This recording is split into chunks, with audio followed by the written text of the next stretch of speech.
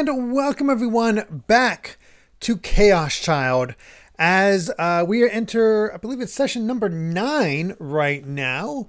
And yeah, we are getting a bit of a confrontation between everyone and Mio, because turns out she really does not like psychics. Don't know why she doesn't like psychics, but she doesn't. Of course, we might see why, because we got met a pyrokinetic that may or may not be the girl that we saw when we were a kid. Might have, there's all kinds of possibilities, but yeah. And yes, as many of you have noticed, I finally managed to get a haircut. Needed it. It was getting really shaggy, so nice to have that, nice and trimmed and easy to handle. I swear it took so long to dry. I just let it go way too long. It's just, yeah, not great. Not great. But how is everyone doing this evening? Hopefully everyone's had a good weekend. I see everybody, a few of you talking about Xenoblade, and personally, I am right before the final boss. I stopped right outside where you go against the final boss. And yeah, I'm next chance I get some free time, I will finally be able to play and beat it. I don't know when that's going to be. Might be next Saturday. Hard to say because I'm still working on the Zelda retrospective. But yeah, and I don't want to play it in front of Amy, of course. So we'll see. We'll see what happens. Well, you say then the DLCs, but there's post-game stuff. I'm pretty sure. I want to try to take on the super bosses and whatnot and get my fill of the get my fill of the main game, Mito Green, thank you very much for that tier 1 subscription. 31 months now, saying double spinning edge, double spinning edge, double spinning edge. I'm guessing that's from the Future Redeemed. All right. But thank you so much. Yeah, I'm feeling pretty good. I have about, as far as progress on the retrospective real quick, I have roughly 33 minutes edited, fully edited. And I finished recording the entire script. I still need to edit the remaining bit of the voiceover, and then finish editing up. So I just need to get through. I just need to get the audio done, which my plan for tomorrow. Just make sure to get the audio done and then just bunker down for the visual edits and whatnot, and then eventually getting music and whatnot. So really, it all comes down to how effective I am this week. To determine whether or not we're streaming this coming weekend, because I really, really want to have it ready by next Monday, because I think having it like a few days before Tears of the Kingdom, catch that build up, would be really good for it. So yeah, I'm going to do my best to have it ready by that point. Hopefully. We'll see. It's tricky because I go into a lot of background details on this stuff, so we'll see how it all goes. So yeah. Oh wow, just the guy took the entire week off of work after Tears of the Kingdom releases. First time I've ever done that for the sake of a game release. I don't think I can do that, because I'll probably I'll be playing it while watching Kai and whatnot. That'll be my new while watching Kai game. But excuse me. But yeah, I got to get part 2 done. Got to get it on part 2 and part 3. So there's all that. Anyway, we're done with our meeting here with Mio, and we'll see what's going on. We all got ready to go, but for some reason, no one actually left. Serika and Arimura were paging through magazines. Kazuki was still silently playing ESO2. Ito and I were thinking about the case and glancing occasionally at the map on the wall. There was a new sticky memo on the map. While I was trying to decide if we should add it, Kurisu had written it down and copied it herself.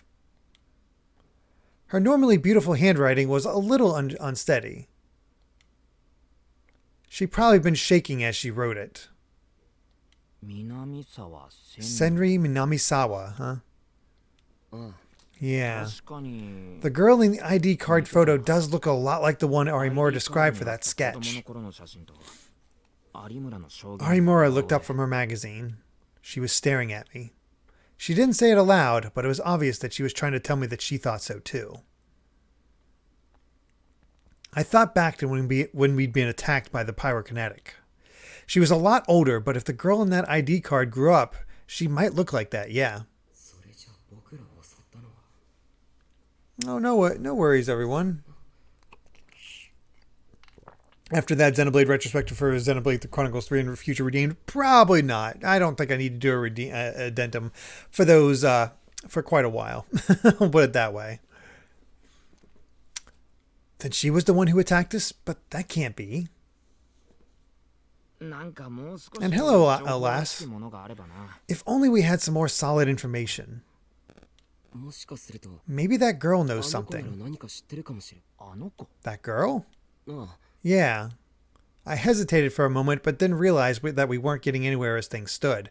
So I held out my hand toward Ito. Let me borrow your phone for a second. You still don't have a new one? I'll get one soon. Thanks. I took the phone from Ito and dialed the number. I'm amazed he knows the number offhand. After a few rings, I heard a voice I knew well. It was a gruff voice that I'd heard almost every day lately. Hello, this is Alba Clinic. Hello, Dad. It's me. Oh, Takaru. What is it? It's about Yamazoe. What's she doing right now? Oh, I'm giving her an IV in the exam room. She looked a little malnourished. Like you said, she was probably in a really bad environment. Can I talk to her on the phone? She's not asleep, so that should be okay. Just give me a second. I could hear him get farther away from the phone. Can you beat Prime Remastered in a week? I mean, I can't, just because of the time stuff, but if you dedicate yourself to it, oh yeah, definitely. A second later, I heard a loud, high-pitched girl's voice. Hey, Brother Takaru, Yuki's getting treatment right now. You can't bother her. Your yelling is probably bothering her worse than I would, right? Huh? Yui had probably been so worried about Yamazoe that she'd raced home after school. It was great to see her being such a good friend, but right now it was a huge nuisance. Oh, Cat Evie, thank you very much for the 100 bits. Cool Cat Press issue, whatever. Chief Editor Me is on vacation mode and won't send out the new issue till next week at least. Hey, that's fine. That's fair. Enjoy the vacation. Just let me talk to Yamazoe. It's important. You can't wait? This is a secret, okay? I don't want Kurisu to find out, so don't you tell anybody, okay? There was silence on the line for a moment as she thought, but eventually she reluctantly agreed. Okay, just hold on a second.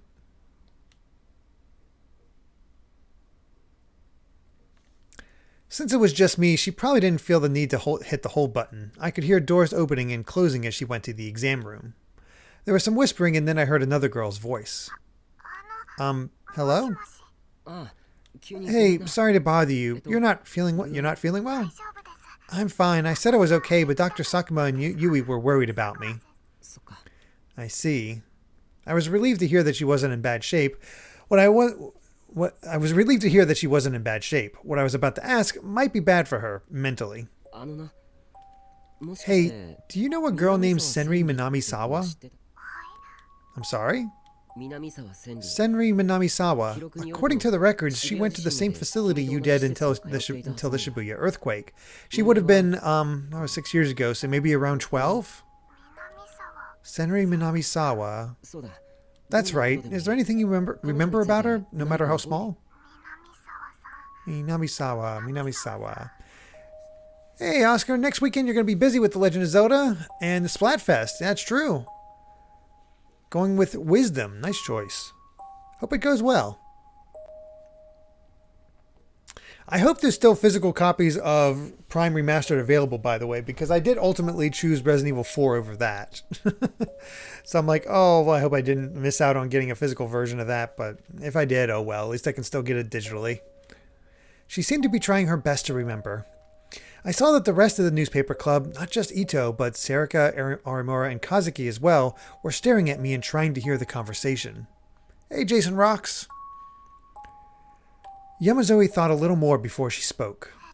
I never met or talked with her directly, but... But? I saw her going into the treatment room several times. They said her treatment was more painful than mine, so the doctors told me I had to work hard too.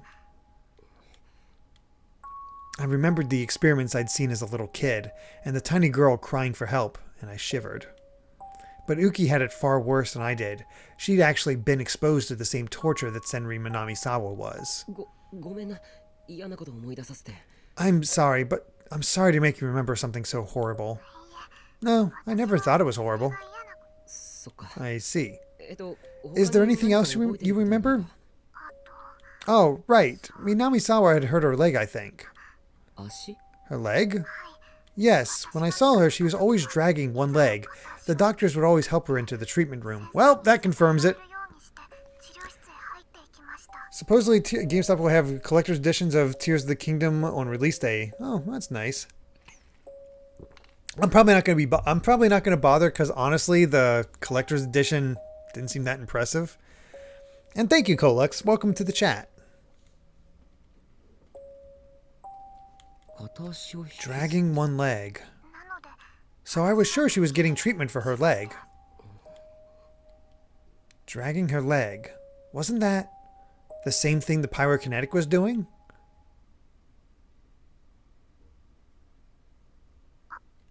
Miyashiro? Oh, no, sorry. If I need anything else, I'll ask. Thanks. Alright, I'll give the phone back to Yui. Just hang up. She's being annoying. Anyway, see you later. Wow. Hey, I heard that. What do you mean annoying?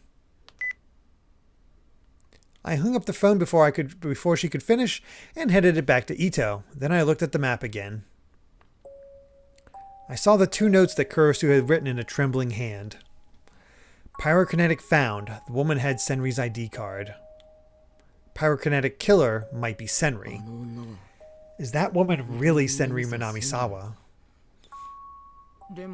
But she's dead, right? Her name's on the memorial, like the vice president said.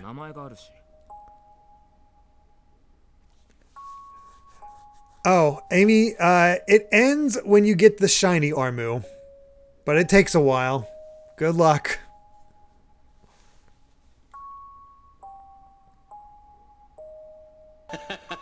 Oh, Ubiquitous, thank you very much for the tier 1 subscription. Yes, doing well. Hope you're doing as well. Blah. And thank you for 30 months subscribed. But she's dead. Yeah, I read that. Yeah, but the data we saw underground said she was missing. And that's... Yeah, just like Shinjo had said. I'm sure that she meant she was dead. Kurosu had said so too. But what if the data was right and she'd only gone missing? What do you mean? Serika was looking between me and the map in confusion. Don't you remember, Onoe? AH Tokyo General was one of the main relief centers during the earthquake. They would have had any number of ways to share data. But that's kind of strange. If her name's on the memorial, that means that some hospital somewhere, or maybe the police officially declared her dead. Right? That was a pretty large-scale operation. They wouldn't miss it if one of their test subjects was dead. They wouldn't write missing, yeah. Ito crossed his arms in thought. Which means her name on the memorial is a mistake or a deliberate lie. That's probably what Shinjo suspects, that Senri Minamisawa is alive and that she's after us. The red sun was about to sink below the buildings on the horizon. I looked out the window and saw that the sunlight had illuminated the clouds and formed a brilliant twilight, but soon it would disappear and the cold night would come. But if Senri Minamisawa is the killer, why would she attack you? I don't know. Maybe she hates psychics for some reason and just happened to find me. If that's the case, then what's the point of recreating the new generation madness? Of course, if there's some kind of message encoded in the killings, that's a different matter. Oh, good luck with Trails to Zeros, Zacian.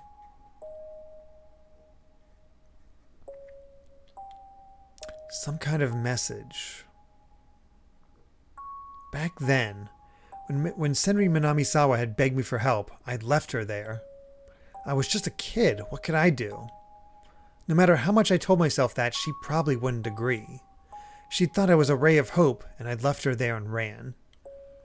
It wouldn't surprise me if the memories of that turned to hatred and rage that she would never forget. And after she was set free during the Shibuya earthquake, she attacked me. Suddenly, I remembered the time when she attacked me. The smile on her face had chilled me to the bone. And this is what she'd said.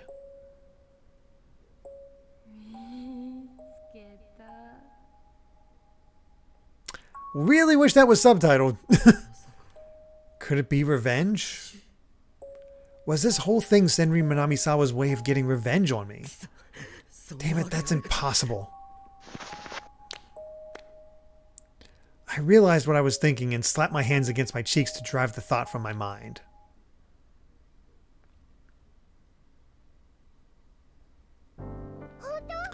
Really? Really, really?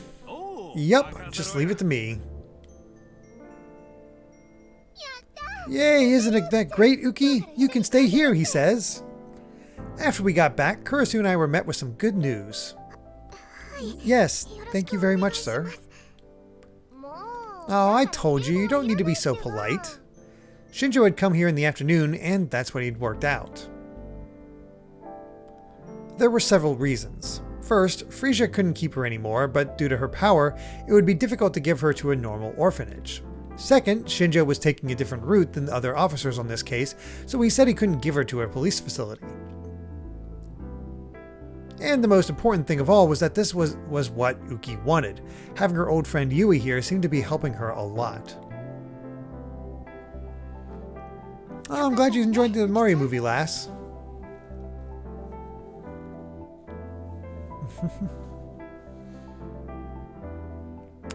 That's great, Uki. Yes. She blushed a little and nodded. Thanks, Dad. Don't worry, I'm actually glad to have her. Unlike a certain someone, she's very nice and does a good job with the chores. Once she's feeling a little better, she says she's going to help around the clinic too. Dad, can I assume that last one was directed at me? Yui pouted, but Dad just laughed and ran his hands through her hair. Where should we put her? We don't have any spare rooms right now. You want to sleep with me, right? Right? We can't do that. What about Yudo? Who cares? You don't mind, do you? Do you?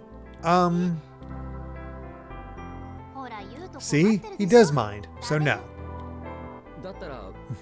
Then what about my room? No way! Brother Takaru, you're such a pervert.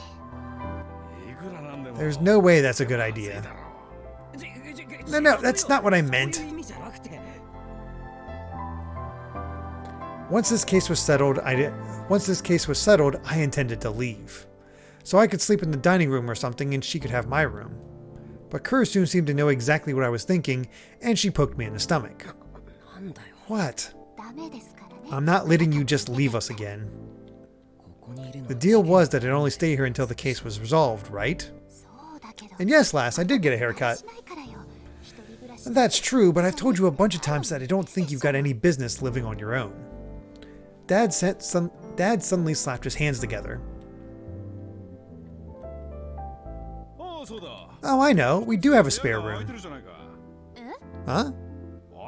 You know, we had that room that we used to use when the nurses did overnight shifts.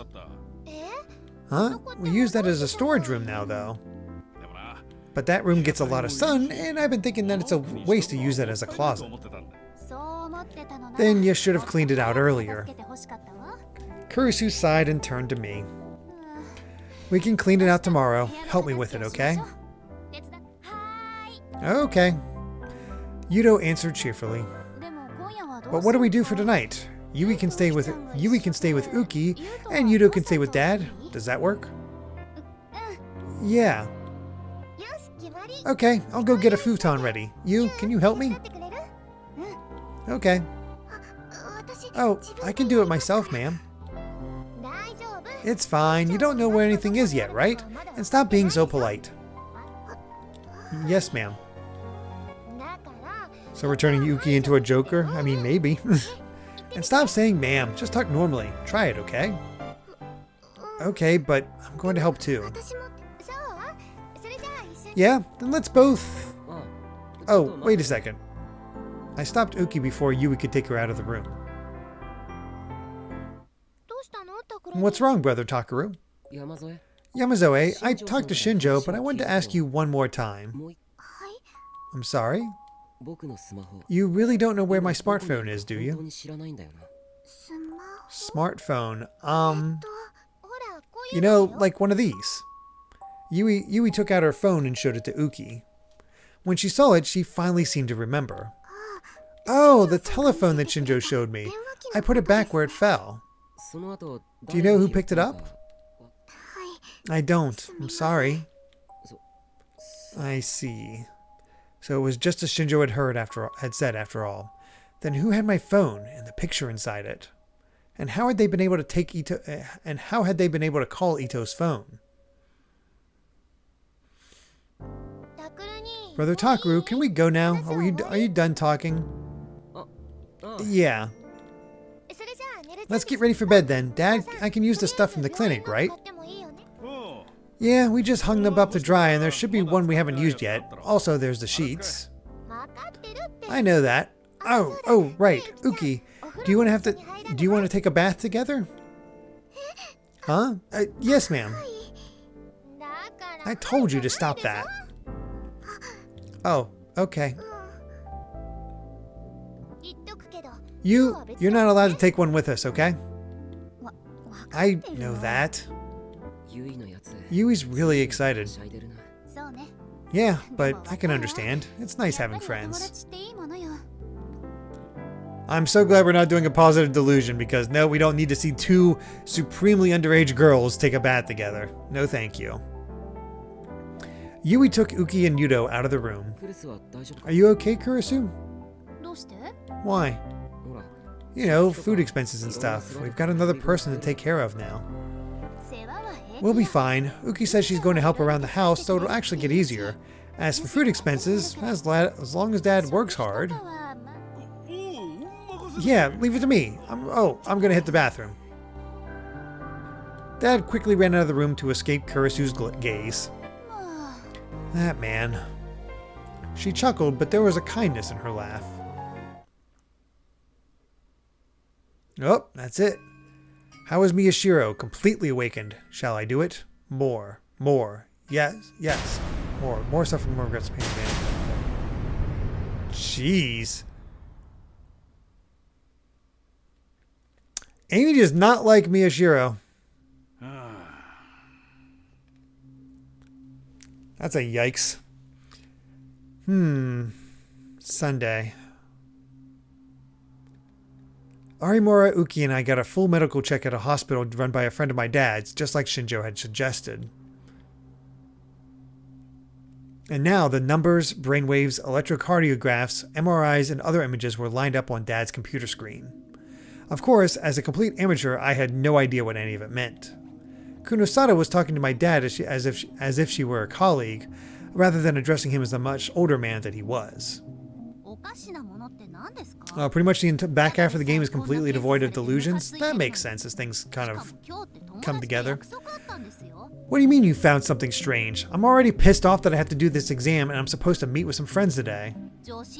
When a girl blows off another girl, it makes things complicated down the road. Arimura put her hands on her hips and complained. Uki, for her part, looked scared. She was hiding behind me and tried to stay out of Kunosato's sight. You don't know anything and you need to shut up. You're getting in the way. What? No way. If I don't make things clear now, who knows what you're going to do in the future? Immatures like you piss me off the most. Hey, Arimura, Kunosato, don't you ever get tired of fighting all day? Hey, Horizon Brave. And yes, new haircut. Shinjo sighed, like he always did. Arimura's eyes narrowed as she glared at Kunosato, who just laughed. So, Dr. Sakuma, what did you find? If you found something, tell me as fast as you can. I want to go shopping after this. Sure, I will. First, as for why Uki stopped growing, we won't know for a while. It'll take time to get results back on her chromosomal and hormone tests. Excuse me. And as for you two, you're in fine health. No issues with any of your internal organs. But Takaru is showing clear signs of eating an unbalanced diet. Certain nutrients are very clearly missing. I'll make this very clear to Nono. Ugh. And you, Arimura, need to cut back on the sweets and fatty foods. No junk food. You're on a straight path toward obesity right now. Jeez. Enough about their bodies. What about their brains? Yes, well, this is an MRI scan. Dad clicked on one of the images, which displayed images of a human brain.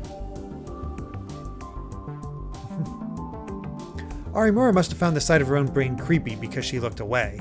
Uki didn't seem to know what it was and stared out from behind me, confused.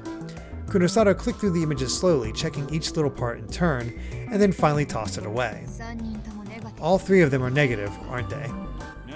Yeah, this MRI shows negative. Negative? What? Does that mean I'm stupid? Arimura staggered back as if she'd been given some kind of shocking news.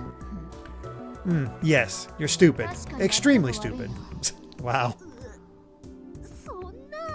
The delusion system was their way of determining the subroutes after you clear the first main common route. Yeah, I figured as much as on that one.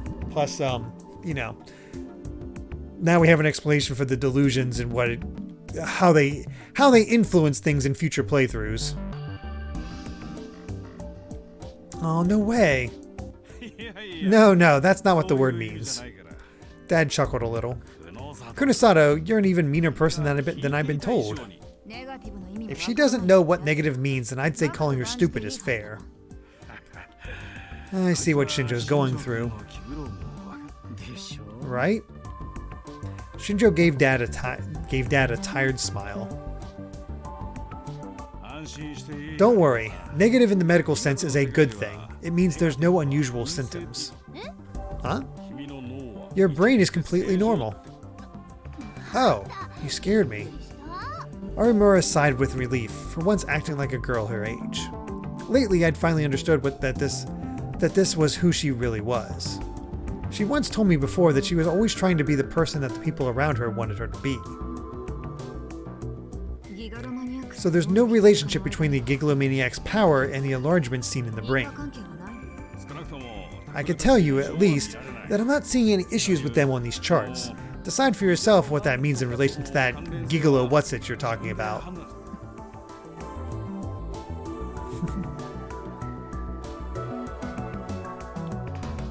Kunosato frowned and thought. But there was a commonality between all the murder victims. Their brains all showed the same symptoms. Kunosato showed Dad her tablet computer. It had several brains on it that weren't ours. Arimura had looked away again. You can tell from looking at this, right? The cerebral neocortex is swollen. You're right now that you mention it. Dad whispered as he looked at the tablet. Swollen? It's bigger? That's right. About 1.2 times normal size, so we wanted to see if your brain showed the same symptoms. But the result was negative. Your brains are no different than a normal person's. Which means something happened to the victims that caused their brains to swell? I don't know about that. This isn't large enough to cause a problem with their daily lives. It wouldn't affect them mentally either. They probably didn't even notice it. In other words, their brains were like that originally, or this happened to them when they died, or perhaps this is what killed them. We don't know. Dad looked at the tablet and nodded. That's right. Either way, we don't have enough data to make a decision. If only we had 2 or 3 more victims, jeez. I told you, stop saying that. Shinjo treated it like a joke, but her face was completely serious and terrifying. So does that mean there wasn't any real point to this exam? You're kidding me.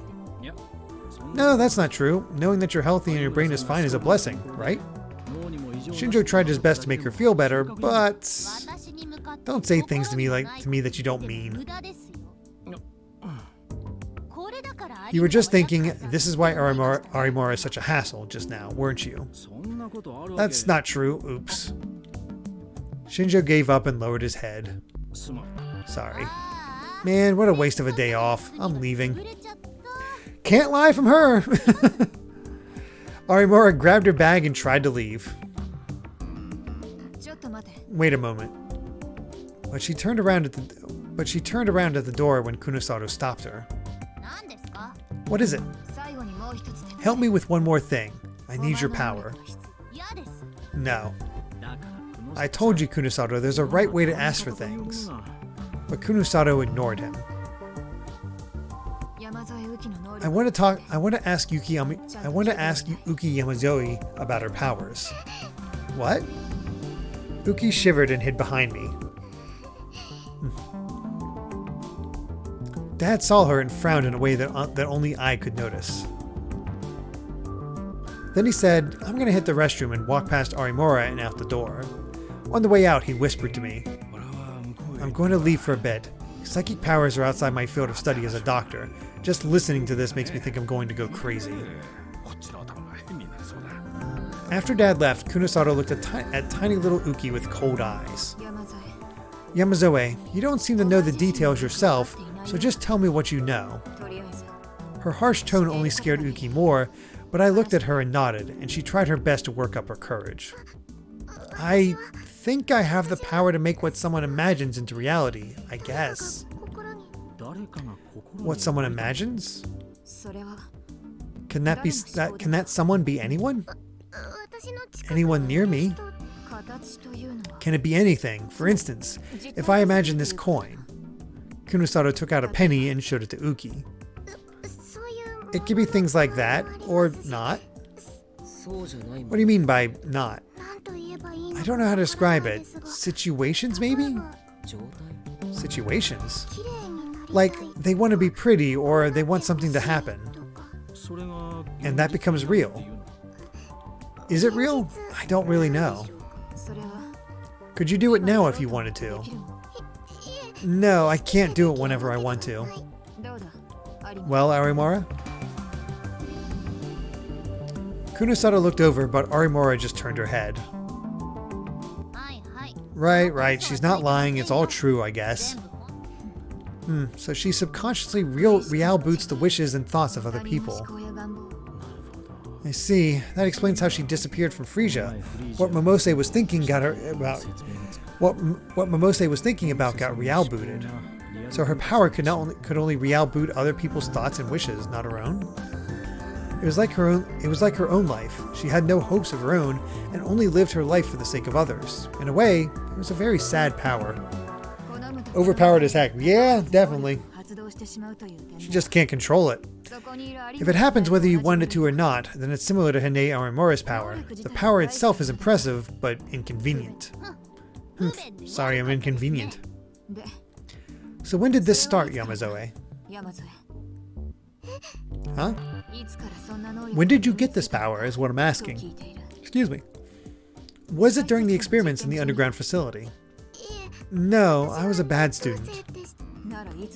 Then when? I think it was after the Shibuya earthquake.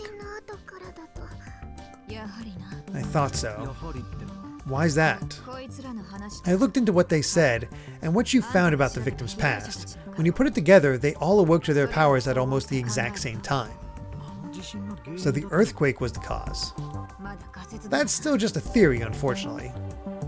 Kunosato started to type something into her tablet. Wait, earthquakes happen all the time. If everyone created a gigalomaniac, we'd be overflowing with them. No, I'm not talking about the earthquake itself. You remember that something strange was observed in Shibuya during the quake, right? Something strange? I did remember, actually. Do you mean that white light? Kunosato nodded. That white light. The white light that had covered us right after the Shibuya earthquake. There were a lot of rumors about it, including one that said it was plasma caused by the earthquake, but I'd heard they still didn't really know what it was. I'm surprised. I didn't take you for the conspiracy theorist, Kunasato. What conspiracy theory? Wait, do you mean the one from after the quake?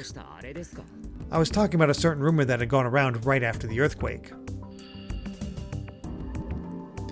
The rumor said that the quake was caused by a secret tectonic weapon experiment, a joint project between the US and Japan, that might have gone awry. Bruce Scary Helicopter, we're so invested if no one's chatting. If you guys are heavily invested or just, there's not much to say. We're just getting info right now, really.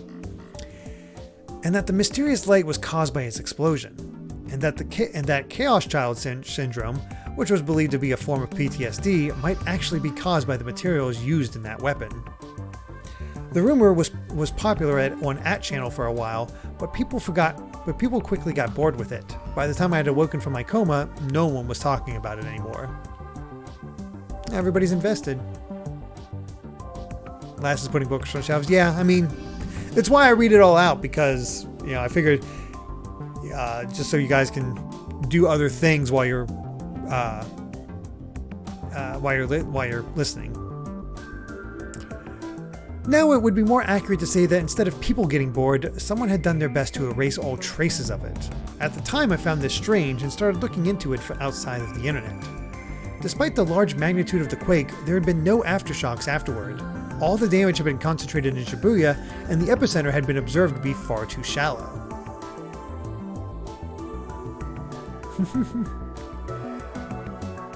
Yep, she's finally getting a bunch of side quests done. Despite all this, not a single scientist was speaking up. Whenever someone raised even the smallest doubt, they were quickly shouted down as an idiot conspiracy theorist. I wish it was just a conspiracy theory. What do you mean? I think that light might have been the cause of everything. The earthquake was just a side effect of it. Are you serious? Then what do you think that light was? If I knew, my life would be a whole lot easier, but I'm sure that someone caused it. Oh, I'm sorry. Can you figure that out some other time? All I want is for you to solve the case and sue. Arimura saw that Shinjo and Kunasato were about to start arguing and readjusted her tote bag on her shoulder. I'm finished here, right? Then goodbye. See you at school, most of you. Yeah, bye. See you around, Uki. And cheer up. She patted Uki lightly on the head and left the examination room.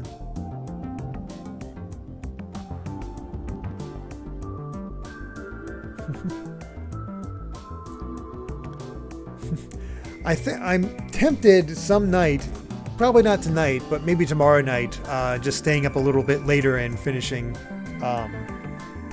Xeno 3, the main game of Xeno 3 then. Uki softly whispered, "Yes, ma'am," as she watched her go. After that, Kunasato began to mumble to herself as she started to look at our data on Dad's PC. Jeez. There was a different look in her eyes than I'd seen before. To be honest, she looked a little crazy. It wasn't like a mad scientist. It was as if she was concealing some dark obsession. I'd seen these eyes somewhere before. Where was it? Oh, I remembered and shivered. That pyrokinetic, that girl who might be Senri Minamisawa, they looked just like her eyes. They were the eyes of someone bent on revenge and consumed by hatred and rage.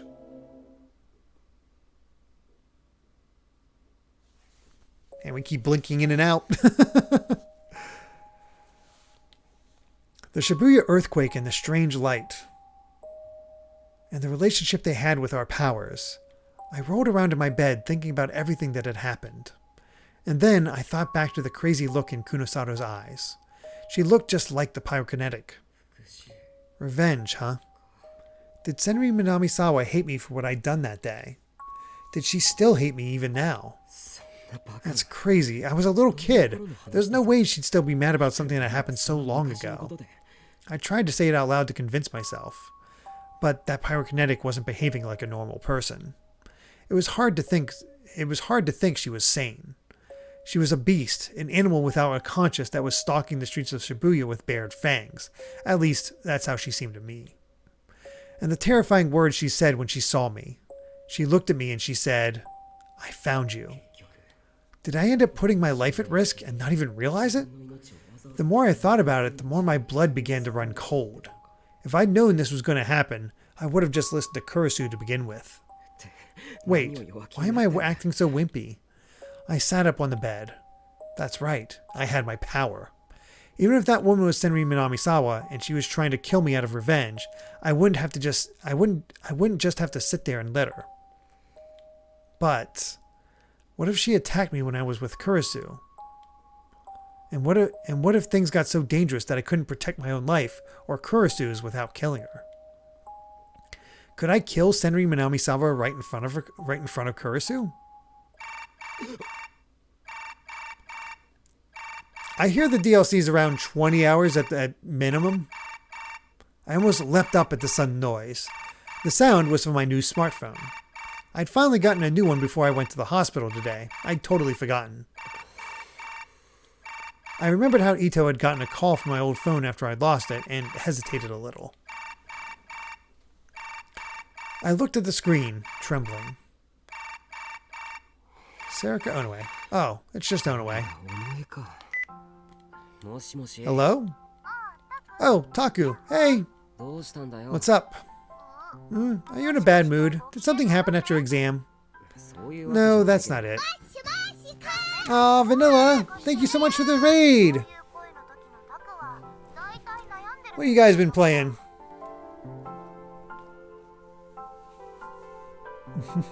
Yeah, probably for me too, Soulcaster, at the pace I go. But yeah. How are you doing, Vanilla? Thank you for that shout out, Soulcaster. Animal Crossing. Oh, okay. Going back to Animal Crossing. Don't hear that too much anymore. Hopefully there's something to actually do. But yeah, we're just continuing on through Chaos Child. So yeah, just kind of just figuring out what to do next as far as the characters are concerned. You can't fool me, okay? Whenever your voice is like that, you're worried about something. Evidently, it wasn't just Kurisu and Arimura who could tell when I was lying. So, what is it? I wasn't sure if I should tell her, but it was Serika I was talking to after all. Excuse me. Oh, starting over with a new island. Well, good luck. I told her everything I'd been thinking about. A white light. I was with you then, wasn't I? Do you remember anything? Well, I was out cold, so I didn't see it. Remember, you carried me to the hospital. Oh, that's right.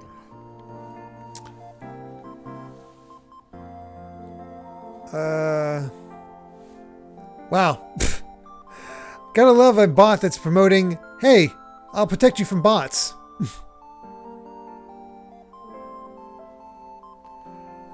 Thank you for getting rid of that Boo Scare helicopter. I named it your mom's. Nice. I could still remember how Serika felt when I'd carried her on my back. Until then, I hadn't really treated her any different than any other boy, but at some point, she started to grow into a woman. When I carried her on my back, I was surprised. That was what a girl felt like. Sorry about making you do that. Thanks.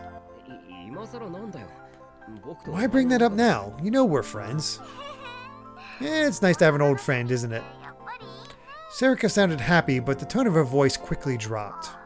Oh, but that girl who's Nan's old friend is causing you a lot of problems right now, isn't she? You be careful too. I wasn't the only one who saw Senri Minamisawa down there. It'll be fine. I'm sure you'll protect me. Huh? Huh? Are you not planning on protecting me? No, that's not it. Just... I fell silent, but I could tell that Serika was nodding to herself on the other side of the phone. Oh, I see. So that's why you're not sure what to do. And then, even though I hadn't said anything, she seemed to realize my problem. Could I kill someone if it meant saving someone? Oh my god, I kid you not that the island fruit is peaches, so on my passport it looks like it says your mom's peaches. Oh my god. Oh boy. But you know, Taku, I think that even if it were her best friend, Nan would kill them without a second thought if she had to do it to protect you. Oh. Of course, I would too. I'd do anything for you, and I don't think I'd lose to anyone, ever. Own away. What about you, Taku? Wow, we have 2 women willing to kill for this dude. That's, intense. Maybe she was right. Kurisu would probably kill her friend if it was the only way to protect us. But I can't let Kurisu do that. If that woman really was Senri Minamisawa, it wasn't Kurisu who needed to do it. Hey, Rob Harley. It was me, right? That's right. That was the only way to overcome my past trauma, too. Oh, but today's the 18th, right? Why is that important? Following Serika's conversations was as impossible as ever. Oh, I was just thinking that the next murder won't be for a while. It won't? I looked at the calendar and then realized. The next one is the 23rd, huh? If these killings were following the New Generation madness, the next murder would be on the 23rd. After that, it would be After that would be Yummy Hand on October 28th and DQN Puzzle on the 4th of November. If we could get through the 23rd, we'd be safe for a while. Yep, so we may be safe until then. But that means we'll have to spend the whole day running on the 23rd. Then let's all stay together that day. Even if she hates you, I don't think she can just show up when we're all together. I see. That might be our only plan, yeah. If we could avoid the murderer that way, we'd win. We could have everyone in the club help and go to some place that's open all night. Or if Dr. Sakuma says it's okay, we could stay at Alba Dorm. Oh, no way, you're smarter than you look. Huh? That's a big compliment. No, it's not. It's not a compliment at all. But whenever I was in trouble or worried about something, Serika always had been there to listen. She was one of the few people who really understood me. Of course, I was too embarrassed to tell her that, and I had no plans to ever do so. Okay, Taku, good night. Sweet dreams. Yeah, good night. I hung up and then looked at the calendar on the wall again. October 23rd. What's the killer going to do? Is it really some kind of message? And am I really the target? Or, just like we'd expected, nothing happened over the next few days. I figured time would start moving a little quicker. There was no sign of that woman and no new arson cases, which meant no new news about the case. For my part, I was trying to figure out how to use my power to protect everyone instead of just screwing around like I had before. And then the day was upon us. Yep. Time for the next murder. So nothing's happened so far, right? Yeah. Aren't you glad, Miyashiro? It's all because I'm hanging out with you. You can thank me by buying me a mango fruit parfait at Senzokuya, okay? What are you talking about? They might be after you, too. Cheapskate. Listen, everyone. It's too early to let your guard down. This is where things start to get tough.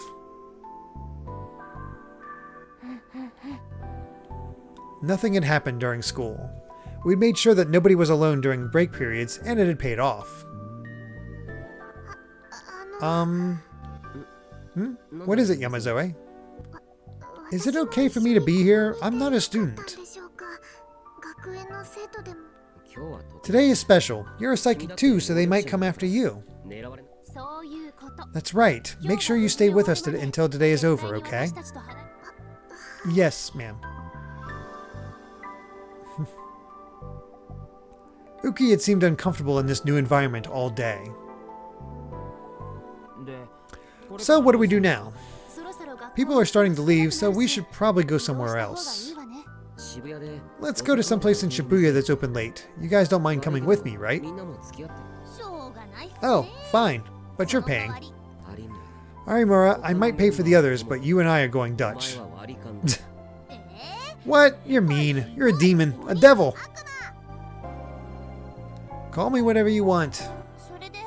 So, where do we go? Karaoke, maybe? I'd rather go someplace cheap. So the usual place then? Dang, nose is itchy. Welcome. Take your time.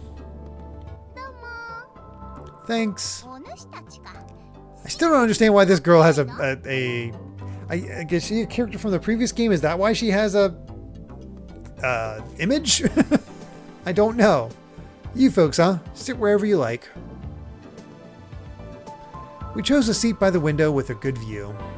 Cafe Lax took over a whole floor of a classy 2-story business building near Shibuya's residential district. With a window seat, we could see all around the building, and we'd spot the pyrokinetic Senri Minamisawa, if that's who she was, immediately. We can stay here till they close, huh? We need to order a lot then. Excuse me. She's a character introduced in the dating sim spin-off of Chaos Head. Don't remember seeing her in the base game. Okay, I see. Oh, Ubiquitous, thank you for that tier 1 gift sub going to Poyo Plays. That's very kind of you, thank you.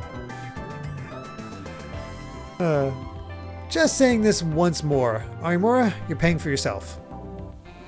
Aww. And she is tiny. Are you ready to order? I'm busy, so make it quick. Ma'am, if you're busy, I can help around the store. Huh? Come on, Yamazoe. Customers don't have to help the staff. Actually, you're not allowed. I'm not? You're not. Okay, I'll take everything from here to here.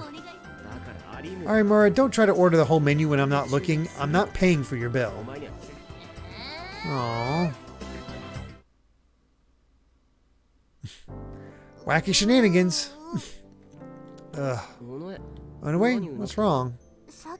The cream from the cream puff I just ate got in my hair.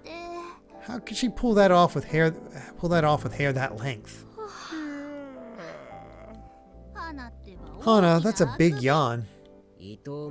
You too, Ito. Come on, man, stay sharp. And it's bad manners too.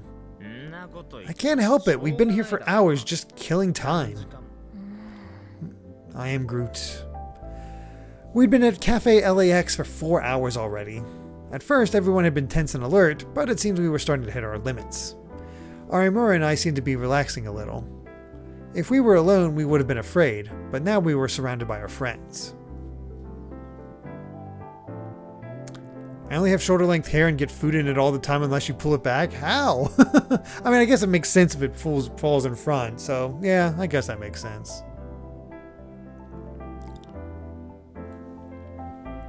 I gotta get a quick... Get some hydration. I guess we're going off of Nightmare on Elm Street rules here. Just don't fall asleep. Oh, Smash Matt, thank you very much for the 100 bits saying, anyone know why Google decided to do a Google Doodle honoring Alan Rickman today? It's not his birthday or the day he died. It's cool, he was an excellent actor, but still I'm perplexed. Was this the release date of Die Hard? Because that was his first big role, so I honestly don't know. And if you added in the waitresses and other customers, there were even more people here. I couldn't imagine someone just barging in and attacking. Hey, you people. The waitress had walked over at some point while I was looking out the window and was standing next to me. How many hours are you planning on staying here? If you're not going to order more... Oh, we will. We'll order. Give me a menu. I guess we had to order extra after all. It was only natural, but it was putting a big dent in my budget for the month. Here, have a menu. July 15th. I have no idea. Thanks. Taku, what do you want? Serica took the menu and handed it to me. Let me see. Something cheap, something cheap. As I flipped through the menu, I saw... Huh? Oh my god! No way! That's a sumo sticker.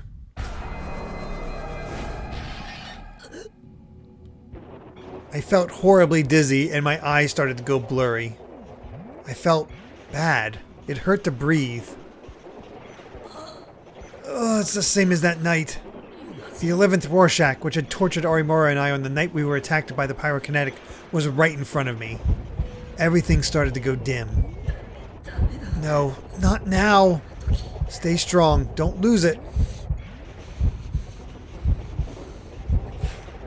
Just to have it there, that's rough. Oh, enjoy Persona Cat, Evie. Don't lose it.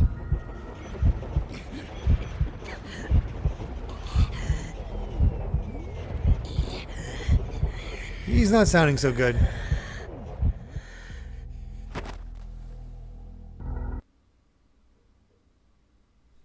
Sheesh.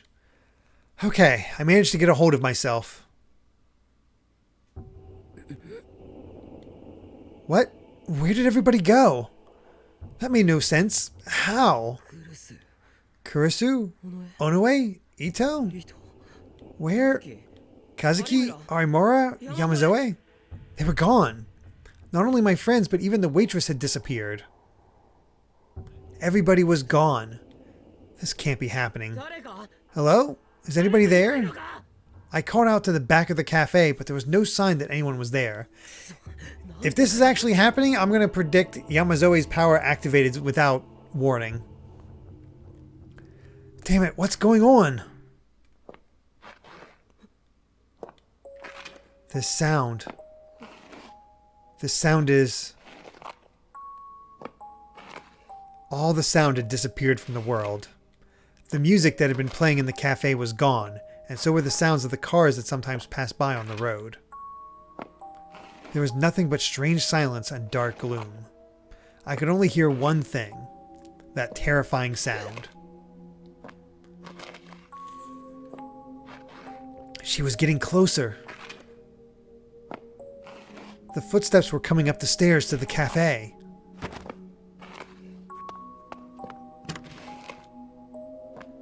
Shivering with fear, I forced myself to quietly open the door to the cafe and then snuck out onto the landing. Trembling, I looked down the stairs to the first floor. And there I saw...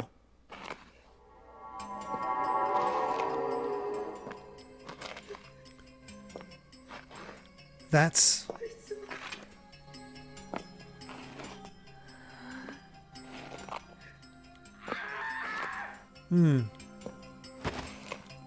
Our eyes met. Our eyes met for an instant. I saw those eyes like cold fire looking up at me from beneath the hair that covered her whole face. I knew it. That's the pyrokinetic from before, Senri Minamisawa. As if she could sense my fear. Senri Minamisawa looked at me and smiled. It was the smile of a beast that had found its prey. I found you. Oh. Chapter 8. Betrayal. Oh boy. Oh boy.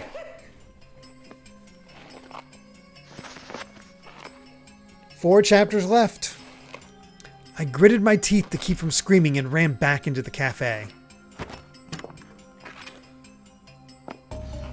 I closed the door as quietly as I could.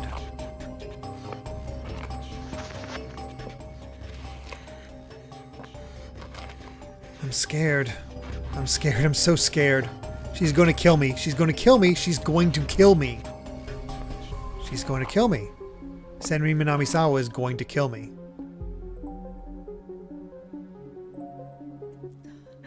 Somebody. I tried to scream for help, but my voice got caught in my throat. No, even if I'd been able to yell, no one was there to help me. Kurisu was gone. Serica was gone. So were Ito, Arimura, Kazuki, and Uki. Even the waitress had disappeared. and the lighting seemed to have turned a faded yellow too. The cafe was much darker than usual. Why? Why did everyone disappear? I was too scared to speak or do anything except slowly move backward from the door. Finally, I hit the wall and found myself with nowhere to run. That's the thing. She's not the killer, I'm pretty sure. She's, you know, insane. But this is very different from what we saw in the first murder. That's right, my power. I can use my power. I could knock her flames away again. I tried desperately to psych myself up for the fight. But why? I couldn't see it. Excuse me. The D-sword. The D-sword wouldn't appear. Why now of all times?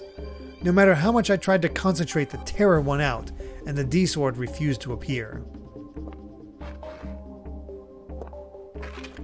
Past the entrance to the cafe, I could hear the loud clicking of a heel against the floor, and the sound of a leg sliding along the ground.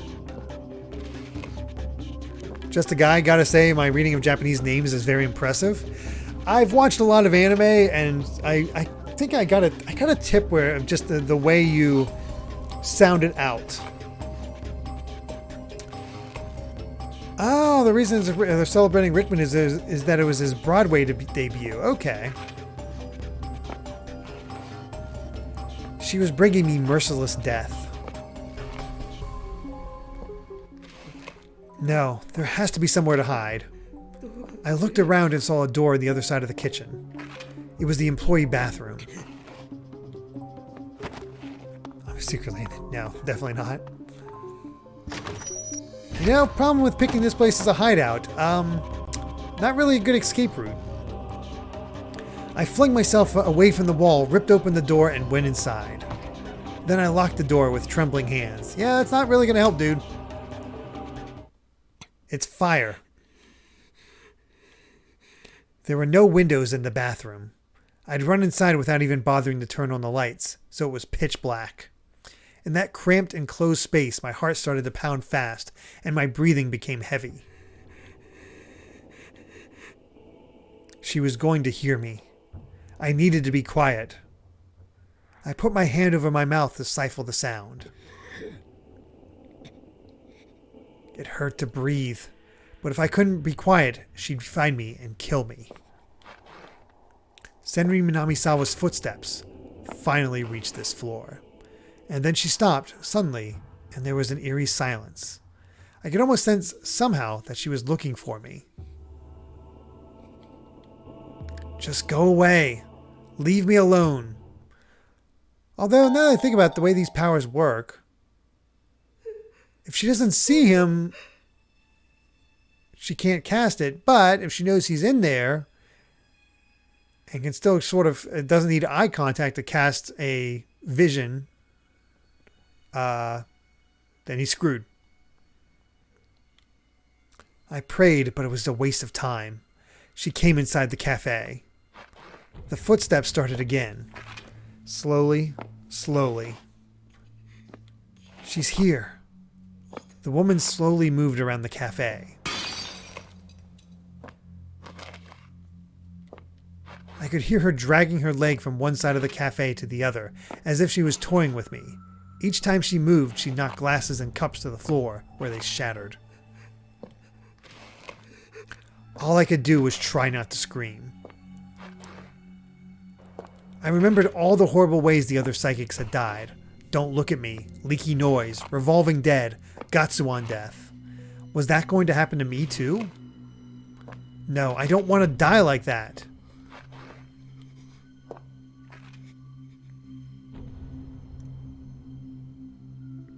How much time passed after that? Suddenly, Senri Minamisawa's footsteps started to get farther and farther away. Farther and farther away, excuse me. Huh? I couldn't tell from here, but it felt like she might be about to leave. Am I safe? I concentrated as hard as I could on listening to those eerie footsteps.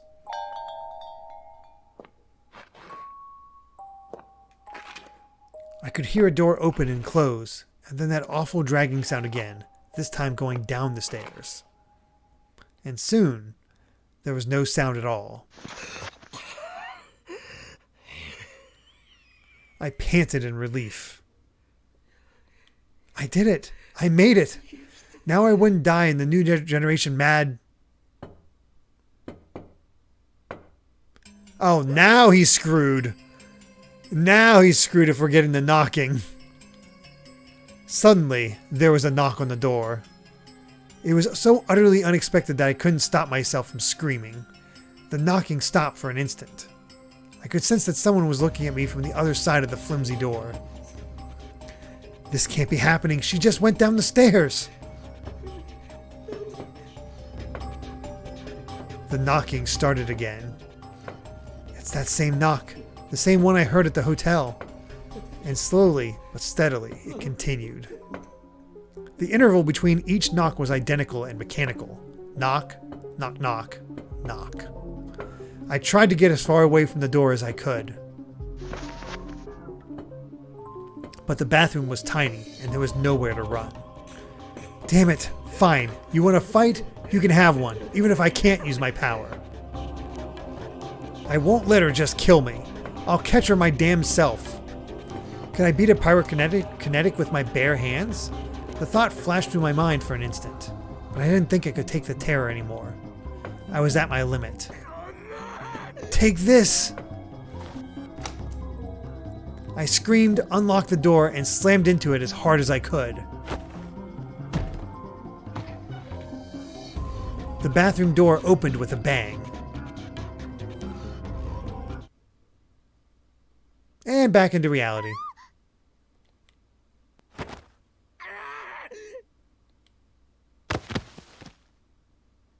Overcome with terror, I screamed and slammed the person in front of me to the floor.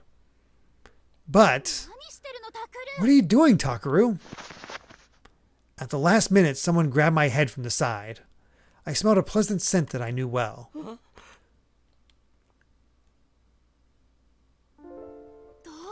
What's gotten into you? Kurisu? Kurisu was beside me, holding me. And... You're heavy, Taku. You're crushing me. My insides are going to come out. Huh? What? The person I had knocked to the floor was Sarika.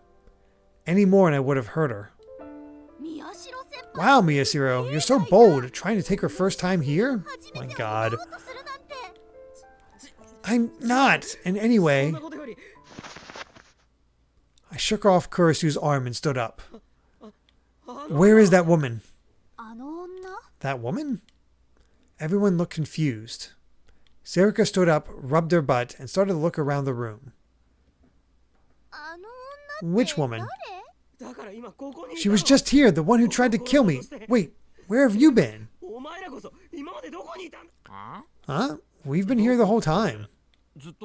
Ito stood up from the sofa on the window. Yamazoe and Kazuki were sitting next to him with surprised looks on their faces. Hey, you folks, you're being a bit loud. Any more and I'll have to ask you to leave. Even the waitress was here too. That's impossible. But I know I was attacked and right in this cafe. Hey, Darth Chrono. Was that just a dream? No, that wasn't a dream. It was so real. I could still remember the sound of her leg dragging and the sound of the knocking at the door. Just thinking of them made me shiver. Is this another power Senri Minamisawa has? She made a fake Cafe LAX and trapped me in it? Jaden Buck, thank you very much for the Tier 1 subscription. 6 months now. Thank you so much. Sorry I'm late. My phone didn't get the notification you went live. Oh, that's okay. No worries. We just had a forced illusion where we got attacked by the pyro. But it's not it. Killing the mind space, causing the brain to swell. But then there's all those other physical aspects, Kenobi. Possibly part of it, but I'm not sure if that's all of it. I thought she was just a pyrokinetic. Could she do that as well? Or maybe there's another psychic helping her. Either way, the possibility we discussed at the newspaper club meeting was right, and in a bad way.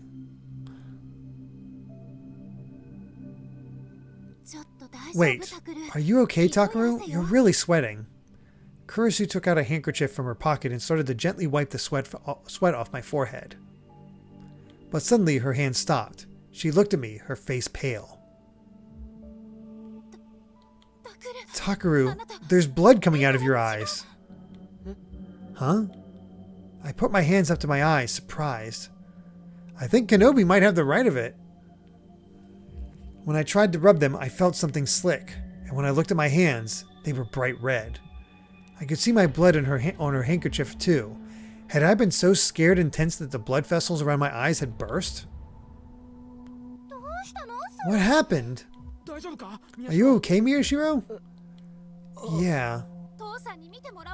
We need to have Dad take a look at this. Let's go, Taku. Kurisu and Serika tried to drag me out of the cafe. I could see Ito, Arimura, Kazuki, and Uki in the corner of my eye, trying to figure out what to do. I turned to them and said, Ito, Arimura, Kazuki, Yamazoe, you guys come too. Oh, okay. Is it okay for me to come along at a time like this? Now's not the time to worry about it. We know that they're targeting psychics. Just stay with us until the day is over. We left Cafe LAX and headed for the Alba Clinic. I don't know if it's LAX or just LAX. I honestly don't know.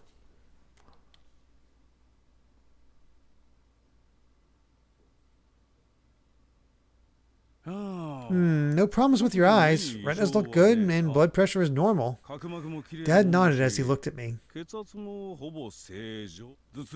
Any headaches? Numbness anywhere? Not really. No gaps in your vision? No narrowed field of view? None. I see. Then you're fine.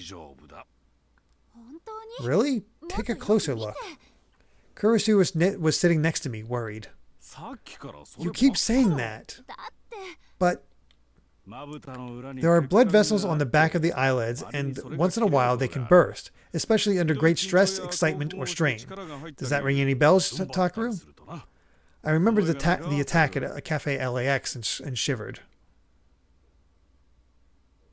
Cafe Relax. There you go. But I nodded before Dad could see. See? That's the cause. Don't worry. Dad called up my chart on the computer, the same one he'd been using since I was in a coma. He started to type something. Come on, Nono. Don't glare at me like that. What if something happens to Takaru? Fine, fine. Dad stopped typing and opened another page on the chart. Takaru, I'll write you a referral, so go get some more brain scans done tomorrow. Huh? But... just do it. I don't want my daughter getting mad and refusing to talk to me. Okay.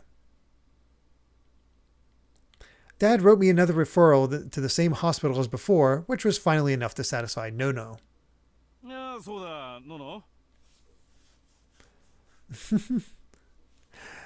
Hey, that's fine. I think non-dads can tell dad jokes.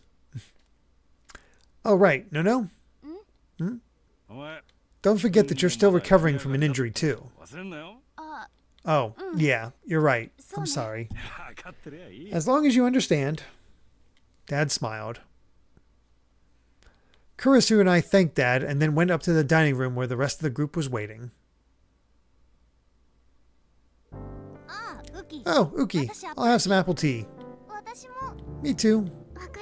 Alright, what about you, Ito? Coffee, black. When we got to the dining room, Uki was running around getting drinks for everyone. I looked at the clock and it was almost 11 p.m. There was just one more hour until October 23rd was over. So, can you tell us what happened back there, Miyashiro? Arimura looked at me as she sipped her apple tea. She had the same joking voice she used at school, but her eyes were serious. She seemed to have come up with her own ideas on what might have happened to me, and her eyes were as gloomy as they were when we'd first met. I'll tell you. It's about that pyrokinetic. Senri Minamisawa? Yeah. I glanced at Kurisu just for a second. I thought she wouldn't want to hear that her old friend might be a serial killer. Kurisu, if this is going to upset you, go back to your room, or go be with Dad or Yui. No, tell me. Kurisu? I want to hear it. That's why I'm here. I see. Okay. I sat down in a chair at the dinner table, and after a moment's hesitation, slowly began to describe what happened to me at Cafe Lax. We're going to go with Lax. As I talked, the terror started to come back to me, and my hands were soon covered in a nasty sweat. I didn't want to look bad in front of everyone, but I couldn't stop my voice from shaking. And you know what happened after that? I opened the door, and outside the cafe was completely normal.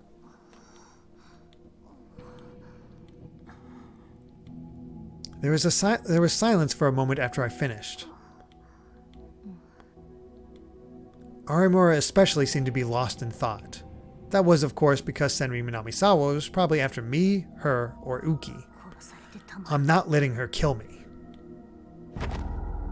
She whispered in a low voice and suddenly stuck her hand out into the air. Hey! Yamazawa and I moved away, surprised. Arimura had suddenly drawn her D-sword. What are you doing? What does it look like? Getting a weapon. A weapon? You can summon yours too, right, Uki? If she shows up, I'm fighting. Help me. Fight? I can't. Dad was getting so tired of seeing the bills go up, and he wanted to see one thing go down, so I showed him my report card. Oh my god.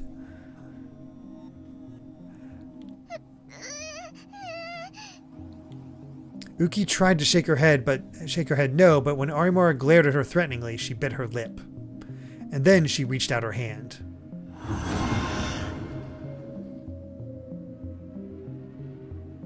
A giant sword appeared in her hand, too. You too, Miyashiro. Hurry. But I don't know how to draw it. You're useless. I could hear how annoyed she was. It had been a long time since I'd seen her act this cold. Hey, what's going on? What's up? What are you talking about? The others couldn't see the D-sword. All they saw was Uki and I freaking out. We were attacked by Senri Minamisawa once already, and today you... I can't take this anymore, so... Arimura looked at the sword in her hands and cackled. I'm going to end this case myself. I'm going to kill Senri Minamisawa. Wait! Everyone turned to look at Kurisu. She probably knew that she was getting too emotional about the situation because she was hesitating more than I'd ever seen before. Are we absolutely sure that Senri is the killer? The only evidence is that ID card and what we saw, but... Her name's on the memorial. That has to be some kind of mistake. The data we found inside the hospital said she was missing, right? But I saw it myself. Senri was crushed by rubble right in front of me. She must have been remembering something painful. She put her hands to her chest and her nails dug in deep. But then Arimura raised her eyebrows so high that I could see it from here. Kurisu, why are you lying? Huh? Huh? Shocked, I glanced at them from one to the other. Arimura was staring at Kurisu with suspicious eyes. But Kurisu's expression remained unchanged, to the point where it almost seemed unnatural. What you just said was a lie. Arimura's power let her tell when someone was lying. In other words, Kurisu was absolutely lying right now. But Kurisu looked Arimura dead in the eye as she spoke. I'm not lying. No. You didn't see Senri Minamisawa die. I don't know how accurate that power of yours is, but she's gone. That's just what you want to believe, isn't it? Or maybe you know she's alive after all. The two of them glared at each other. If, just hypothetically, yes. If she survived, she couldn't kill anyone. There's no way. Kurisu's voice took on a sorrowful note. Senri was a very scared girl. She was so timid she couldn't kill an insect, and whenever something happened, she would start crying. That's why she was always following someone else around. Of course, she hated violence, even just the sight of blood. I can't imagine she'd kill someone. It's impossible. I guess this time you're telling the truth. That's why Kurisu's voice was rarely this emotional, but she must have realized that nothing she said would matter, so she fell silent. Anyway, if Senri's not the killer, then your hypothesis is completely wrong. What if someone else is the real killer? That's... Of course, I'd thought about that possibility, that there might be multiple killers. That there might be another psychic working with Senri Minamisawa. But even if there is, as long as we can make it to the end of the day, we win. Oh god, what's up with Yui? Everyone leapt out of their chairs as we heard a scream from downstairs. Was that Yui's voice? Kurisu ran down the stairs. We followed right after her.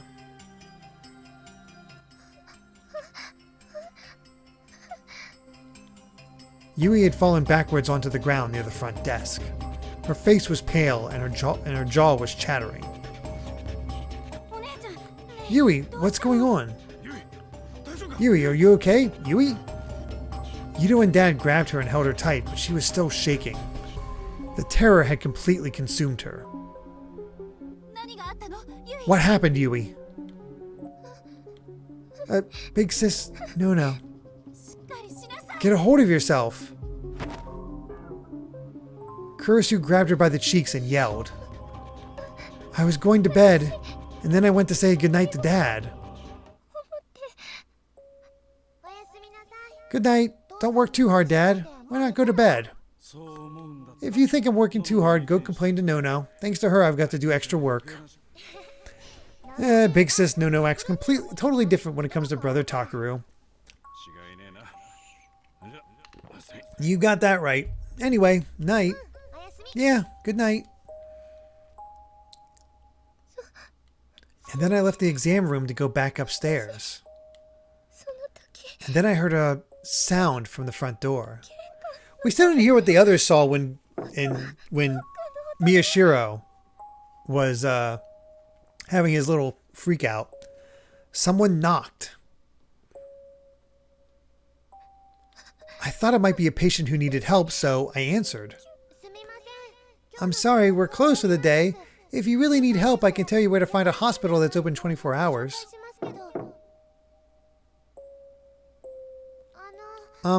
What's wrong? Should I call an ambulance? What is this? If this is a prank, please stop it right now. I said stop, please.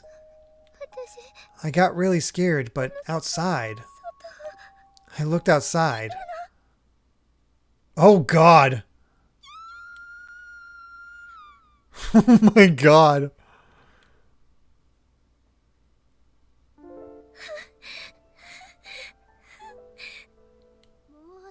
It's okay now. It's okay, Yui. Kurisu rubbed her head gently, and at last the dam burst and Yui started to cry. Big sis no. Big sis no. Everyone looked at each other pale as we listened to her sob. Arimura and I in particular had gone as deathly white as Yui. Knocking. That was the same thing I'd heard at the cafe. So she did follow us. Yeah. I could feel my knees shaking. I remembered the knocking and the dragging footsteps I'd heard at the cafe, and my heart began to feel overwhelmed with terror. I felt an impulse to run screaming off into the night. But strangely enough, it was Arimura who gave in before I did. She gritted her teeth so hard I could hear it from where I was standing, and then ran towards the front entrance. Hey, Arimura! She yanked open the lock on the door and then flung it open. Then she ran out into the street, flailing her D-sword. Senri Minamisawa, I'm right here. Stop. This is appropriate. Stop fucking around and come get me. She kept swinging her D-sword at the shadows formed by the streetlights. I'm done with running and I'm done with hiding. If you think you can kill me, come try it. Stop it, Arimura. What are you doing? I grabbed Arimura from behind. She'd clearly gone insane. Her D-sword hadn't been real booted yet, so it just slid right through me. If it had been, I wouldn't have survived. No, let me go. I don't want to die. Calm down. She's trying to make us panic. If we can't calm down, we lose. Why did this have to happen to me? I never wanted this power. If only I didn't have it. When I saw her, I realized that I'd been making a mistake. For a while now, I thought I was starting to understand Arimura, but I was wrong. A bratty know-it-all. A normal girl who sometimes got excited and smiled a childlike smile. I was always surprised when she did, but I'd also told myself that was who she really was. But I was wrong. She was a weak little girl whose fate was caught up in events far beyond her control. That's right. If it weren't for these powers, this wouldn't have happened to any of us. No one would have been killed, and no one would have been tortured in those experiments in the basement. I hated myself for ever being proud of my powers. Why did they even exist? Who gave me these, and why?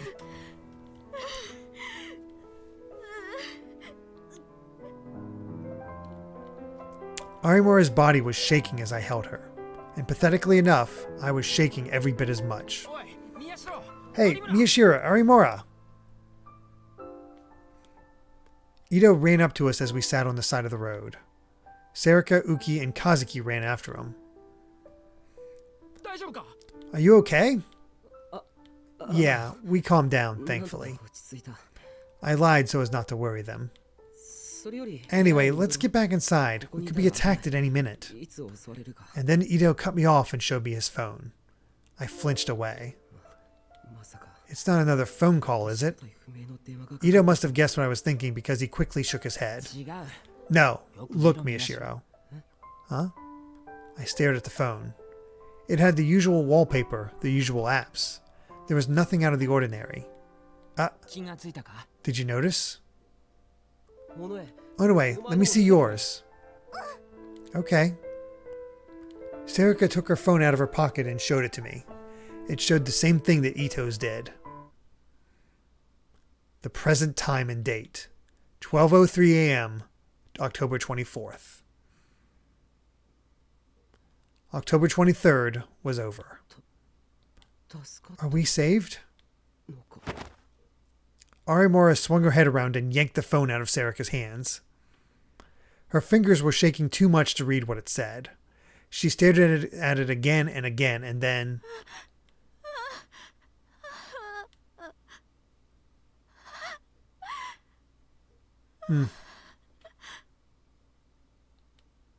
The strength drained from her tiny body as she collapsed into me, and then she passed out. October 23rd, the day of the new generation, the day of the return of the new generation madness, and we'd survived it. But who didn't? I am Groot. Kazuki got into her usual gaming position and stretched. She was about to start playing ESO 2.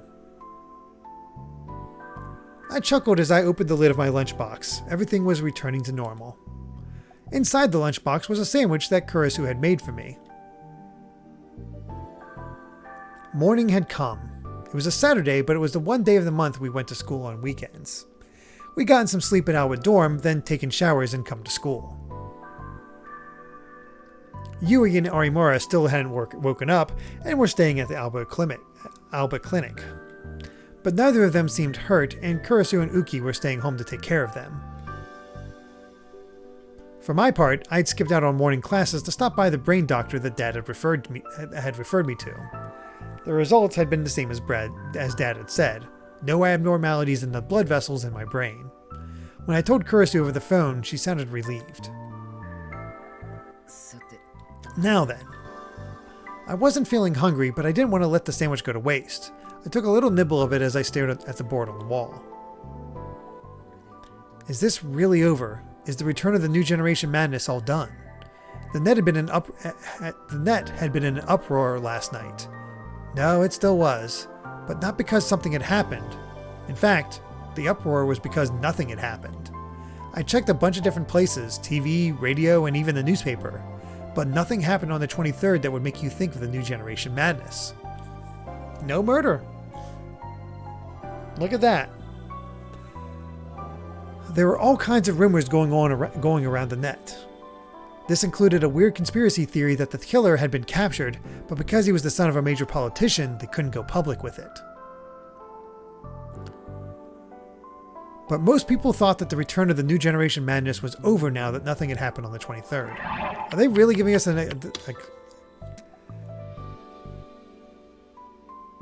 Okay. Oh, over as in it's going to... Okay. Okay. I can imagine Monokuma from afar expecting a murder but going, "Aw, snap." But,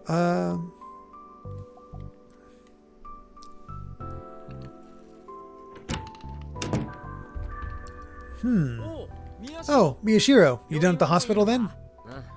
Yeah, thanks. They say I'm fine. Nope, later, Oscar. Take care. Glad to hear it. Ito and Sarika were both carrying lunchboxes of their own. Kurisu had made their lunches this morning, just like she'd made mine. Still, pretty lucky that you get to go straight to the club room and eat the minute you arrive at school. They told me I could just go to afternoon classes. And I wanted to take some time to look at the map and think. Huh? Shinjo told us this morning not to do anything else, right? When we told Shinjo that there had been another attack by the person we believed to be Senri Minamisawa, he demanded why we hadn't told him sooner. And then he insisted that we never do anything so dangerous again. But it doesn't hurt to think about it, does it? I put the lid back on my lunch, having barely eaten any of it at all, and looked back at the map. We were at Cafe Lax last night. That's where it happened. The woman who I saw was the one who attacked us before. Really?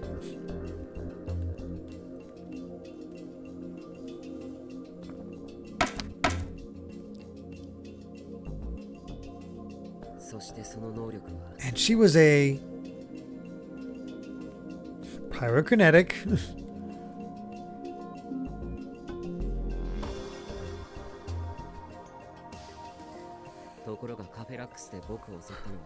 By the way, it was a different power than pyrokinesis that was used on me at Cafe Lax. She...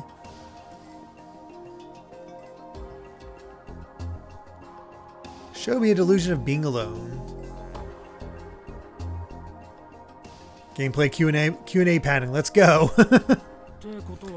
Which means that Senri Minamisawa has two powers after all? No, we don't know yet. We can't be sure that another psychic isn't helping her. And then the veins in your eyelids burst from the stress when you were attacked, and we all moved to Alba Dorm. Yeah, then Dad gave me an exam, and we waited for the 23rd to end. Hey, weren't the Vice President and Arimura arguing about something? What was that about again? Arguing? I think I remember.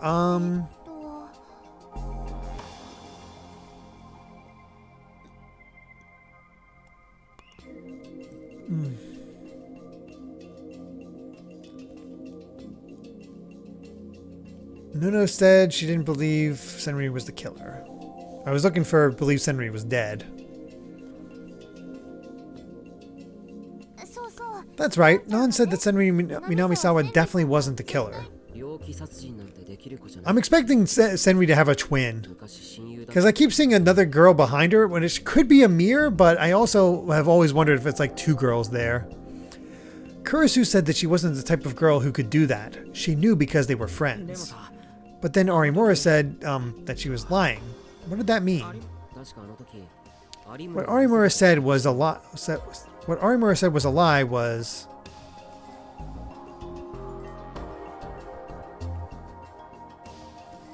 die in the earthquake.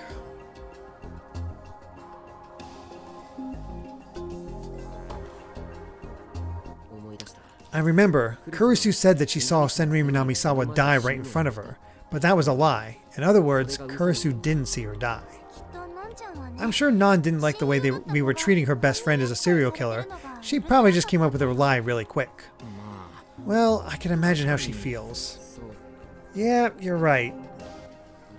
Maybe I should be more careful about bringing up Senri Minamisawa when Kurisu's around.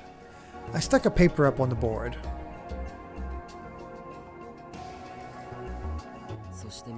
And the problems, what happened after that? Yeah. On the first floor of Alba Clinic, Yui, she heard a knock on the door, right?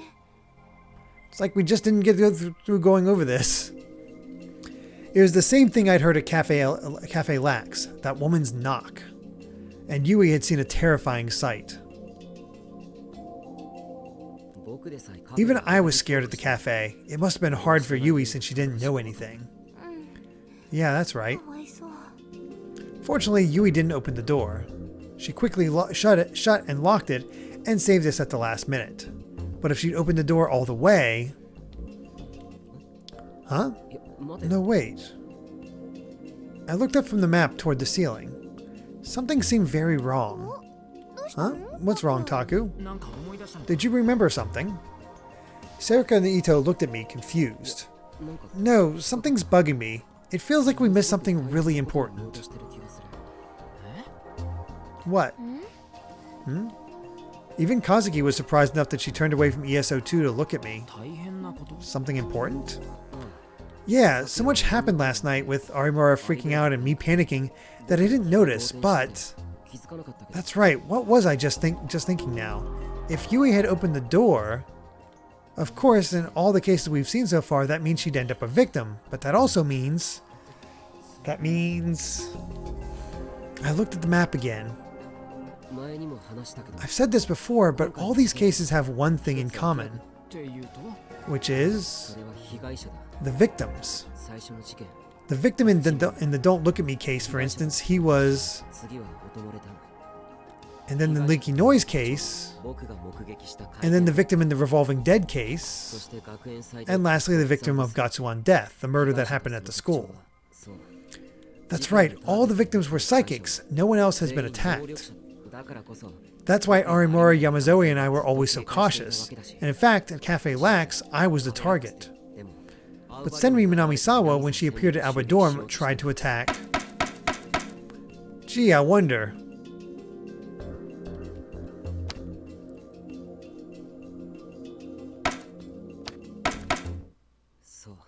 That's right, Yui. So is Yui a psychic? I stood up in shock. That can't be right. Does that mean Yui's a psychic too? Are you serious? It was far too late for it to make a difference now, but I suddenly felt like a cold pillar of ice was pressed against my back. I was certain that Senri Minamisawa had come to Alba Clinic in search of me, Arimura, or Uki, and that Yui had only been caught up in it all because he was unlucky enough to answer the door. But what if I was wrong? What if there was a reason she was after Yui? I sighed. It was hard for me to really believe. I'm going to go see if she's really a psychic. Hmm? Oh, sorry. Did I wake you? Huh? Brother Takaru, shouldn't you be at school? I came home early because I was worried about you. Huh? You're being silly. Yui slowly sat up from the bed and smiled a tired smile. Alright, time to rehydrate.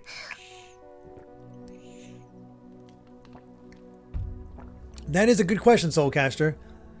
You'd think she wouldn't if she had the chance, unless it has something to do with Yui's power.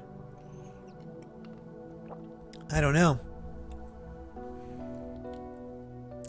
She must have felt dizzy for a moment because she leaned forward and grabbed her forehead. Her face was still pale and the IV looked like it was painful. It's fine, you can stay laying down. But I'll tell Kurisu on you if you don't. Good night, Gregster. Take care. Those were always the best words to use on Yui. She frowned for a second, but then laid down and pulled up the covers. Where's Arimura? The other bed in the exam room was empty. Around lunchtime, a detective named Shinjo came and they left. She said she'd be back. Shinjo was probably asking her about last night. Is she feeling okay? Yeah, she looked okay. I see. She told me to tell you thanks. Huh? My eyes went wide as I looked at my foster sister. Arimura said thanks? You probably misheard her. That's not true. Arimura is a good person. I think she's grateful to you. If you didn't hear it wrong, then she must have just gone temporarily crazy. I pulled a stool up to Yui's bed and sat down. And then I watched her as she lay under the covers. It might have been the first time I'd looked at her like this, come to think of it. Did she have some kind of power? It just seemed hard to believe. Maybe I was mistaken. I hoped I was. People were saying that the killings were over and that the return of the new generation madness was at its end. But the killer still hadn't been caught.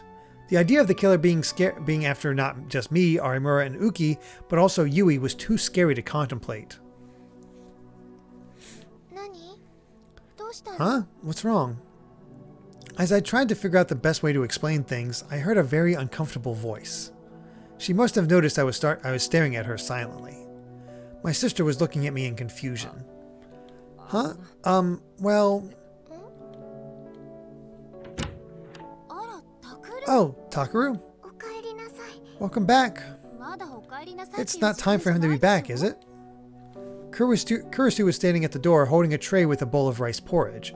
Uki was next to her with a pair of spare pajamas. Kurisu put the tray next to the bed and looked at me, concerned. You left school early? Are you not feeling well? No, that's not it. Something was bothering me. Something's bothering you? Even if Yui was a psychic, I still wasn't sure if I should tell Kurisu about it. She'd just worry more. But she cared about her sister, I knew that. It was probably better if she knew everything. It's probably for the best. What's the best way to say it? And then I remembered the method that Kunosaro had used on me. I glanced at Uki. She probably wouldn't like it, but it was the only way I could think of.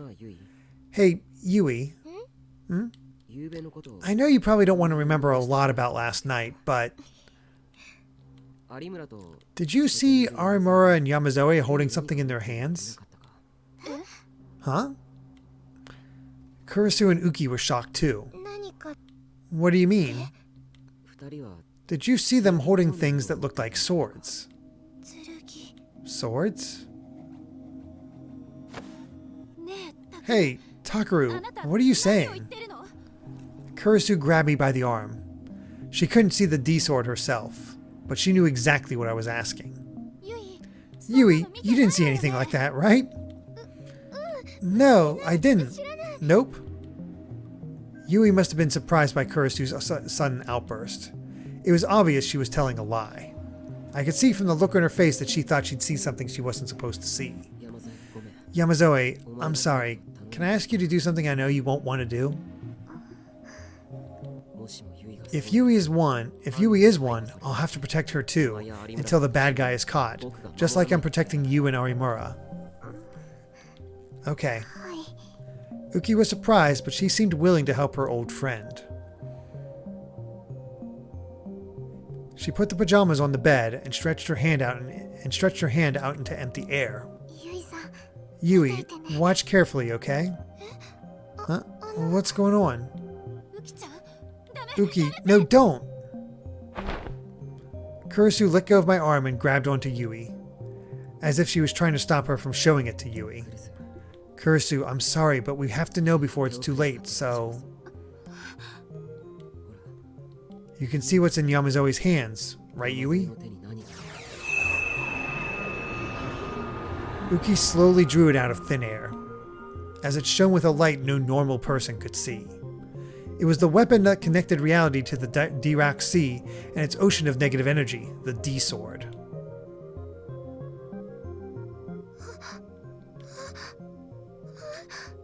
It was obvious that Yui's eyes were following Yuki's sword. You can see it, Yui? Can you see it? Yui looked like she was about to cry, and then she nodded, slowly. Yamazoe, that's enough, thanks. The D-sword disappeared from Uki's hands. There was nothing left but an awkward silence. This can't be happening. I was right. Yui was a psychic, and Senri Minamisawa had almost killed her last night. Well then, I didn't see that one coming. Jeez. I know this smell. That was the first thing Shinjo thought as he ducked under the crime scene tape and went inside the third floor condo. He knew this smell. But from where? Oh, that's right. New York. When he was training in America, a local colleague had taken him to a cheap steakhouse. The waiter had brought him a disgusting grilled lamb steak. The smell was a mix of rotting animal blood and burnt fat. He hadn't even taken a single bite. And that was precisely the smell that filled the room right now. The source of the stench was in the middle of the room, on top of the dinner table. The forensics people must have finished their job because it already had a sheet placed over it. Now it was just waiting to be carried out to the coroner. Shinjo put his hands together a moment in silent prayer, and then flipped up the sheet. We did have another murder! The second he saw it, he yanked the handkerchief out of his pocket and forced it to his mouth to stop himself from throwing up. He knew it was disrespectful to the dead, but he couldn't help it. Good evening, Shinjo. He looked up and saw a younger detective talking to the forensics people. The detective lacked his usual energy. This was probably the worst case he'd ever seen. Shinjo didn't want to look bad in front of the younger kid, so he forced the handkerchief away from his mouth. Yeah, good evening. Did we find out who the body is? Well, the body's in bad shape and she's not wearing clothes. All we know for sure right now is that she's a woman, aged anywhere from her teens to her 30s. He could see hints on the charred flesh that indicated the body had once belonged to a woman.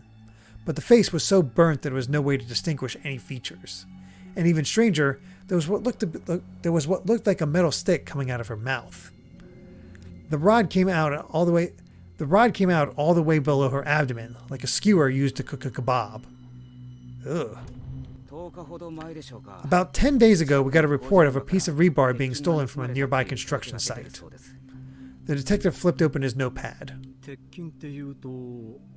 Rebar? The stuff they use in concrete walls?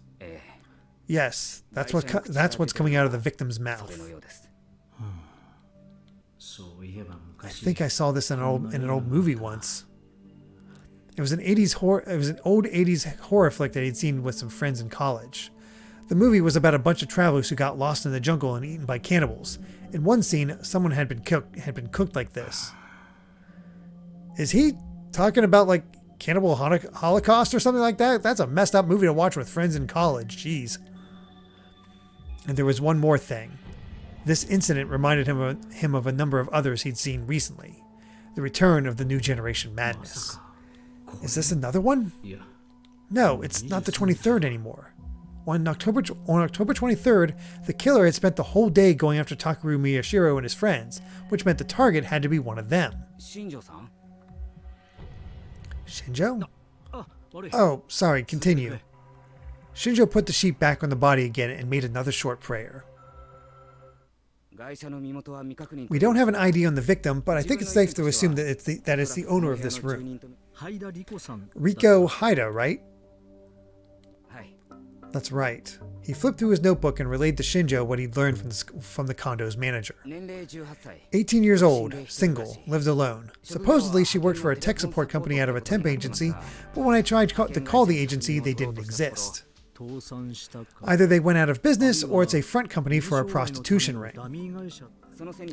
We're looking into it now. So what makes you think she's the victim? Shinjo took out his own notebook and started to copy down the things that he thought were important.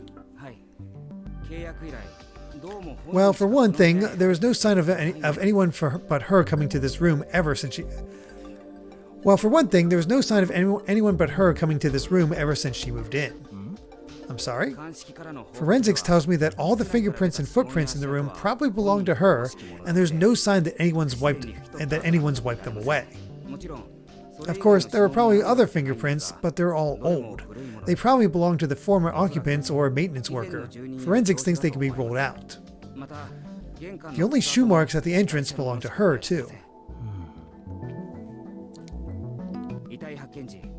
When we found the body, both doors were locked from the inside, and the windows were locked too, which means it has to be her.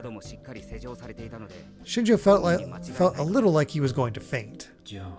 So how did the killer get in here and do this? It would take some serious equipment to roast a whole person. You couldn't get that in here without leaving any traces. The younger detective must have been thinking the same thing. If she died in a more normal way, we could just write it off as a suicide without having to bother you, but there is no normal way to die. I'm sorry, sir. There's a security camera on the first floor, right? Yes, one of my men is looking at the footage in the manager's room right now, but hasn't found anything yet. I see.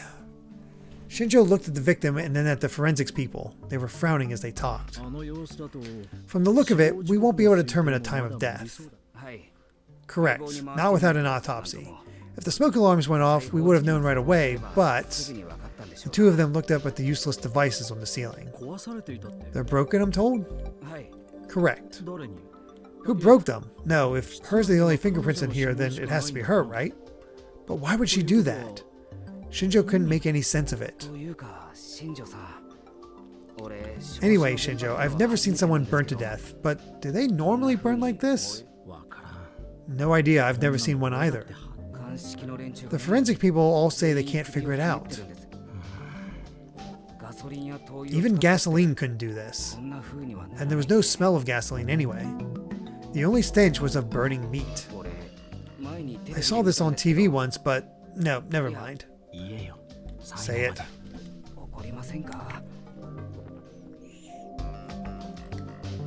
Excuse me. You won't get mad?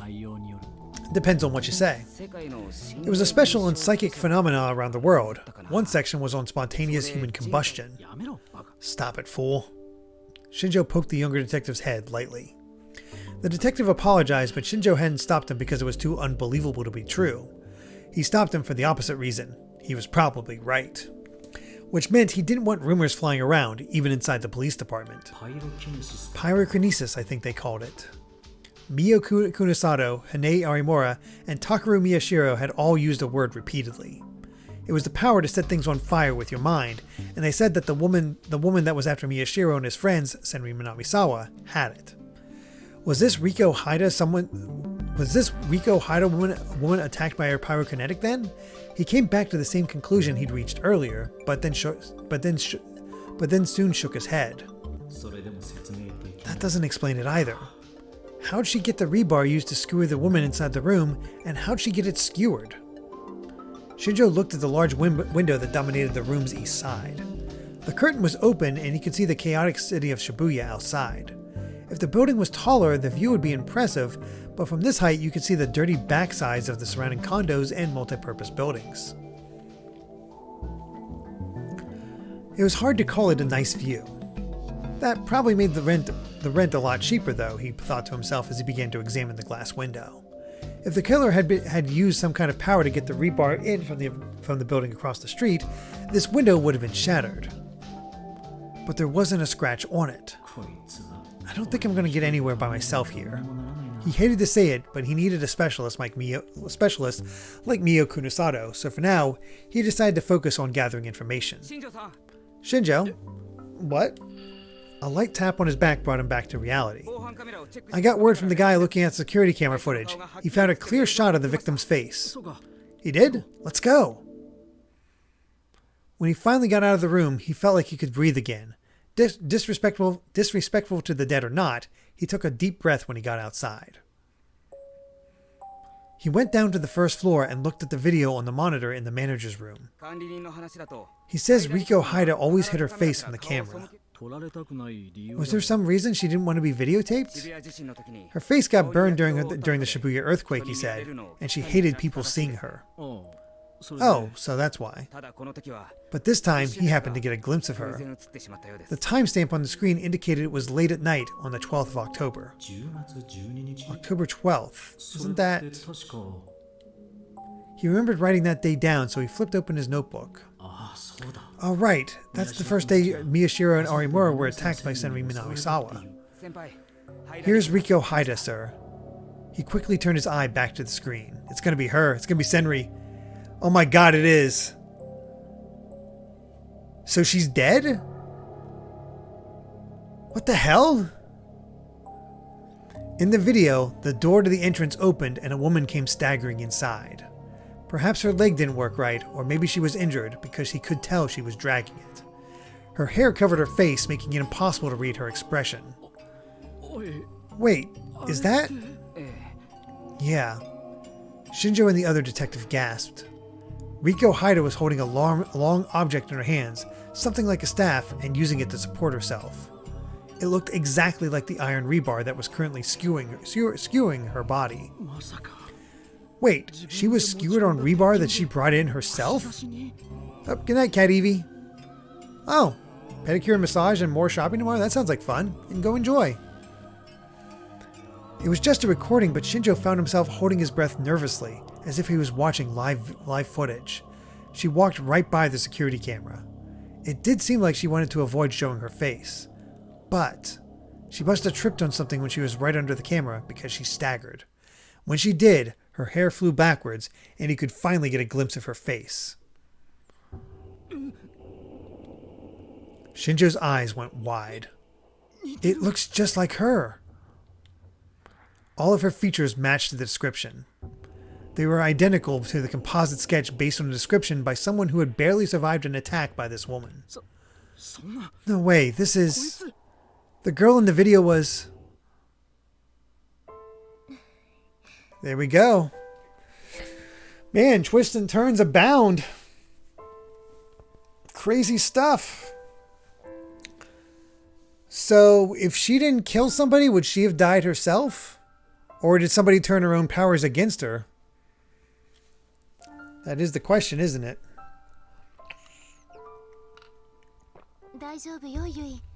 Don't worry, Yui. I'll stay with you every minute until it's safe. Okay. Come on, cheer up, okay? Okay. Yui nodded. She was still pale. Not only had she gone through a lot last night, but she just found out she was a psychic. She wasn't looking good at all. Could be a twin? Yeah, I'm still thinking about the whole twin thing. I explained to her what I thought she needed to know, and then told her that no matter what, she must never be alone from now on. It was true that the return of the new generation madness had come to a temporary halt when Senri Minamisawa hadn't been able to kill anyone on the 23rd. But no matter what the rest of the world said, it felt far too early to declare this whole thing over. You know, maybe I shouldn't say this, but I'm actually a little excited. Huh? It's been so long since I've gotten to take baths with you or sleep next to you. At some point, you started growing up and acting like Yuto's big sister all the time, right? Sometimes, I just want you to be my little sister. Aw, jeez. Yui smiled, just a little. Yeah, no buffering on my end. No drop frames. What about Yuto? He can stay in Dad's room for a while. I told him he could sleep with us in here, but I guess that's too embarrassing for him. I told him I didn't mind, but... You're his first love, big sis Nono. Oh, keep that a secret, okay? No matter what. I'm honored. Hey, Takaru, you hear that? You better try harder or he'll steal my heart away. Sometimes Kurisu would say things like that just to enjoy my reaction. Lately, I'd gotten a lot better at not reacting the way she wanted me to. I simply snorted, and she puffed up her cheeks and pouted. So about your power, you really have no clue what it is? The small smile vanished from Yui's face. I don't know. Does anything special seem to happen around you? Special? Maybe with you? Like what? Like, I know when he's lying and stuff. That's not a psychic power. Every big sister can do that. I can always tell when Takaru's lying, for one thing. Don't bring me into this. This time my don't react skill failed me. Kurisu chuckled, finally satisfied. Damn it. I felt annoyed for a moment, and then I realized that Kurisu was trying to send me a message. Try not to scare Yui if you can, okay? That's what she seemed to be saying. Yeah, she was right. A normal girl like Yui would never be able to handle knowing there might be a serial killer after her. So Kurisu was deliberately pretending to be cheerful. Hey, Karagosa. Trying to find some friends to do the Paradox raids in Scarlet and Violets. Doing fine? Enjoy the Weeb horror game. Will do, Karagosa. You take care. I realized that my tone had probably been too harsh and relaxed it. Anything else? It doesn't matter what. Anything else? Yui looked down and thought for a minute. You know, this doesn't happen often, but sometimes I feel like I can hear Yu's voice. His voice? Yeah, like when he forgot something and he's in trouble, or he got hurt and he's crying. When bad things happen, I hear it like that. And then I'll hurry to Yu's school, and it'll turn out that he really did get hurt. I see. Maybe that's it. I wasn't a specialist, so I couldn't say for sure, but maybe you could call it psychic sympathy between siblings. Kunosato might know more, but for whatever reason, she had it out for us, and there was no way I was telling her about Yui. Does that ever happen to Yuto? Don't worry, he doesn't have any powers. I'd already checked yesterday. I'd showed him Yamazoe's D-sword, and he hadn't shown any response at all. It feels like I'm worried about you, but he's not worried about me. That kind of makes me sad. But it's a good thing, right? That means he's safe, right? Yeah, he shouldn't be targeted. He shouldn't be a target. When Yui heard that, she finally seemed to feel better. Kurisu softly put her hand on Yui's head and rubbed it. You really are a good girl, Yui. Hey, stop that. Stop. Oh. No disrespect taken.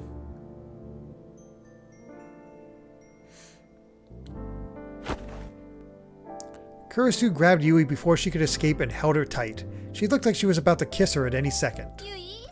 I like you, Yui. I love you. Big sis Nuno is being kind of creepy. Help me, brother Takaru. I couldn't help but smile. Let her do it until she tires herself out, Yui. No, save me! Just when I thought it was safe to leave Yui with Kurisu.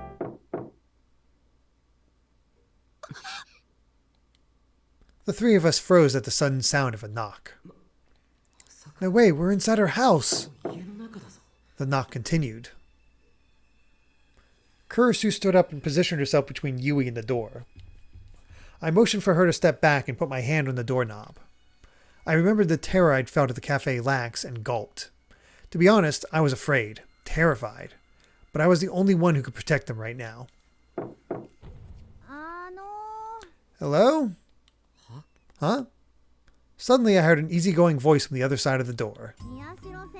Miyashiro, can I come in? Or are you up to something naughty with Kurisu? Wait, it's you? Oh, hey there. Don't hey there me. Don't knock like that. What? I have to knock. What if I walk in on you two in the middle of something? Kurisu and I are not going to be in the middle of anything. Anyway, what do you want? Oh, right. I need to talk to you. Got a second? To me? Can you come to the dining room? Yeah, that's fine. Should we go too? Kurisu poked her face out from behind me and asked. Arimura stuck her hands out and shook them in what looked to me like a deliberate overreaction. No, you two just keep on being lovey-dovey. I only need to talk to Miyashiro. Yeah? Arimura said her usual adios gracias to a confused Kurisu, then dragged me out of the room. And what's going on? I don't know if it's something Kurisu should hear yet. Huh? Just come with me. I want to show you something. Okay. I followed Arimura as she hurried away from Kurisu's room. Oh, Taku, how's Yui looking? I think she's okay now. She's calmed down. I see. Good. Uki was in the kitchen washing dishes. She looked at us. She let out a small sigh of relief. Even if she hadn't seen her for a long time, Yui was still her friend, and she was still worried about her. Hina, want some tea? Uki made it. It's really good. Oh, no, I'm about to go home. Huh? I turned to look at Arimura, surprised. I thought she was staying here because there might be another attack like last night. Hina, you're leaving? Stay here some more. We've got no school tomorrow.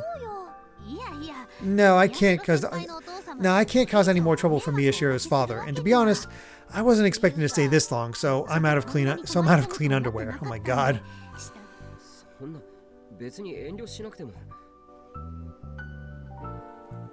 You don't need to worry about that stuff. You pervert, you think it's okay for me to show you used underwear or what? Are you demanding I show it to you?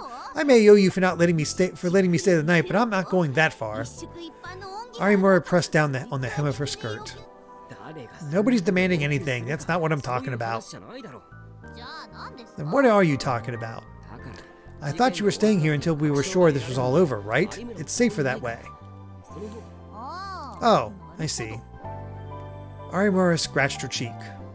And then she took on a more serious look. Seri, Uki, I'm sorry, but can you leave the room for a second? She spoke pointedly to Serika and Uki. The two of them exchanged glances for a moment, but Arimura wasn't allowing any room for discussion. They left the room.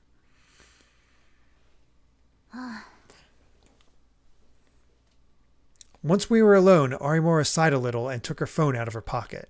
This is actually what I wanted to talk to you about. Huh? I just got a message from Shinjo. He wants the two of us to confirm something for him right away. From Shinjo? He sent me something awful. The man has no tact. I just hate him. Arimura expanded the attached image and looked away from the phone as she handed it to me. This is a copy of a security camera video, he says. I could see in the video the face of a woman I would never forget. Senri Minamisawa. My reaction was the opposite of Arimura's. I couldn't tear my eyes away from it. You're sure that's her, right? Then you tell him, please. I don't want to talk to him anymore. Oh, yeah, okay. Where was this? Arimura seemed annoyed. The message said it was her condo or something. They found her condo? So she was arrested? I finally managed to tear myself away from the screen and look at Arimura. She shrugged a little. Well, more or less. So it's okay for me to go home now. Thanks for everything, Miyashiro. Tell Uki and Big Sis Tachibana that they don't have to worry now. What do you mean? She's dead. That woman is dead. Huh? Arimura spoke without any real emotion in her voice. Senri Minamisawa is dead? Yeah, you come up with a good way to tell Kurisu. I'm terrible at that stuff. Anyway, that's what's up. Thanks. She grabbed the phone from my hand and quickly deleted the photo. Then she bowed and left me alone in the dining room. Seri, Uki, I'm done talking. I'm going home, so keep Miyashiro company for a while. He's lonely. I could hear her voice from the hallway. I could also hear Serika, Uki, Kurisu, and Yui all talking. They were probably all saying something like, "You're leaving at this hour?" But I didn't hear their conversation at all. Senri Minamisawa is dead. The serial killer who was after us was gone? 27th. Riko Haida's condo was cut off from sunlight by the surrounding buildings, making the whole place feel somehow gloomy. Mio Kunisada was standing there, her eyes as cold as ever. She'd gone through all the wooden shelves and colored boxes on the walls, read every last document and receipt inside, and found nothing. You're sure there's nothing in what the police took, right? Yeah, I looked at all of it, I'm sure. Several days had passed since the death of the woman they believed to be Senri Minamisawa. The body had long since been taken out for an autopsy. A few pieces of evidence, like the table the body had been found on, had been taken by the police, but Shinjo said the clue she was looking for wasn't among them. There's nothing here. Am I wasting my time?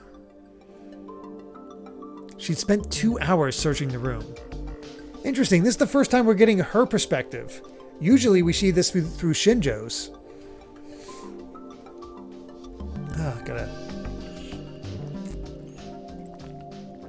My throat is definitely, or mouth is definitely getting drier as we're going along.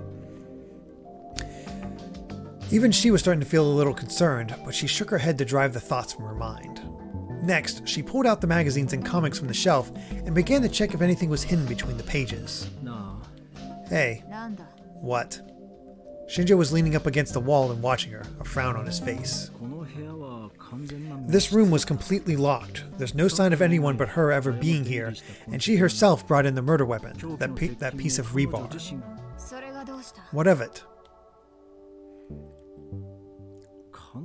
How did she die, regardless of whether it was a murder or suicide? I'm not a detective. Don't look at me to solve your locked room mysteries for you. That's not what I'm talking about. I'm asking you for your opinion on the death of a gigalomaniac. Shinjo sounded unhappy as he turned to look at the spot where the burnt body had been found.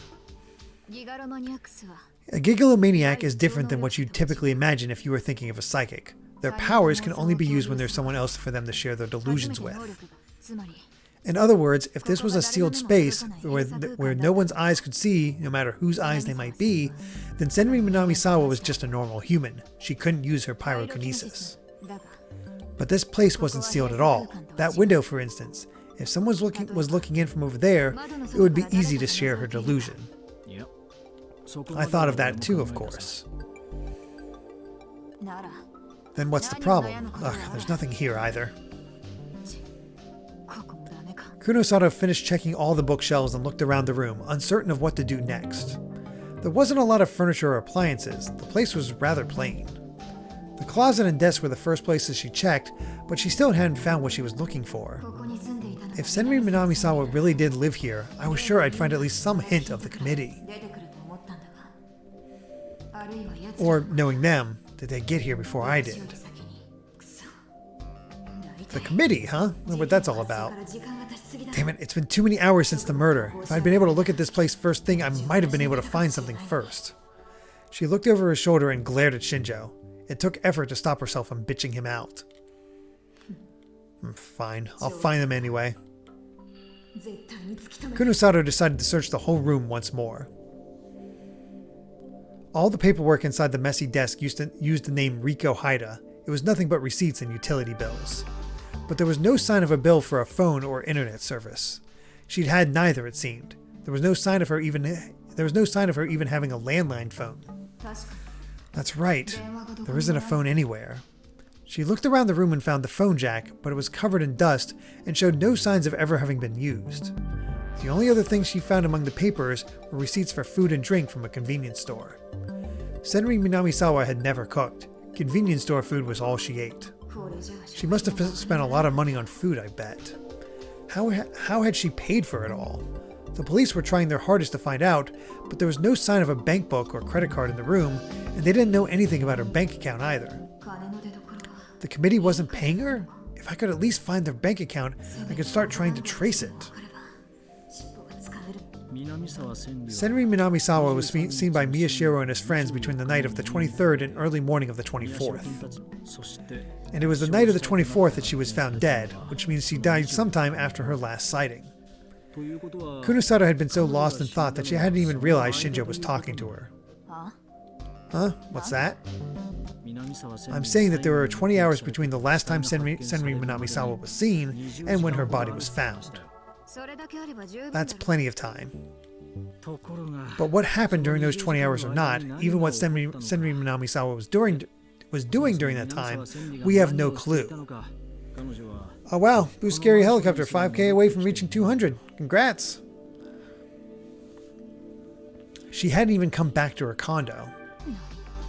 What? Kunosato's expression changed for the first time. She doesn't show up on the security camera on the 24th. Not once. That's impossible. Then how did she wind up dead in this room? That's the question. The guy who checked the video must have missed it. I checked it myself. There was no mistake. Shinjo closed his eyes and rubbed them. He caused himself a good bit of eye strain. I'm having someone else check the video now, but I have no idea what this means. Fine, I'll think about it. Thanks. He covered his face with his left hand, exhausted. I'm going to look at this room a little more and see if I can't find that out too. Can you find out for me when Senri Minamisawa began using the alias Riko Haida? The committee might be involved in that too. Yeah, I'm on it. Oh, and when are the police going public with this? It hasn't been decided. There's some arguing going on about that. I think that if it made the news, we might learn more about Senri Minamisawa. I know how you feel, but don't be in such a hurry. No? What do you know about me? She glared at him with daggers in her eyes, but Shinjo shrugged and said nothing. Anyway, I'm off to go get a bite to eat. What will you do? I'm not hungry. Go. Alright, I will. Shinjo left without trying to invite her a second time. But as he opened the door, he paused as if he'd remember something. You can look as much as you want, but the building's manager is suspicious of you. He's not convinced you're really with the police. If he calls the local cops, there'll be trouble, so be careful. I'll keep that in mind, and guess. Your guess isn't good enough. I'm the one they'll be getting mad at. And then he laughed, but there was no humor in his voice.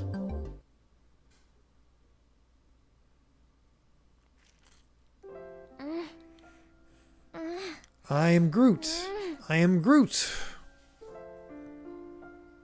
I am Groot. I am Groot. What the heck? It was after school in the club room, and the twilight streamed in through the open windows. Kazuki was in the corner playing ESO2 and making weird noises.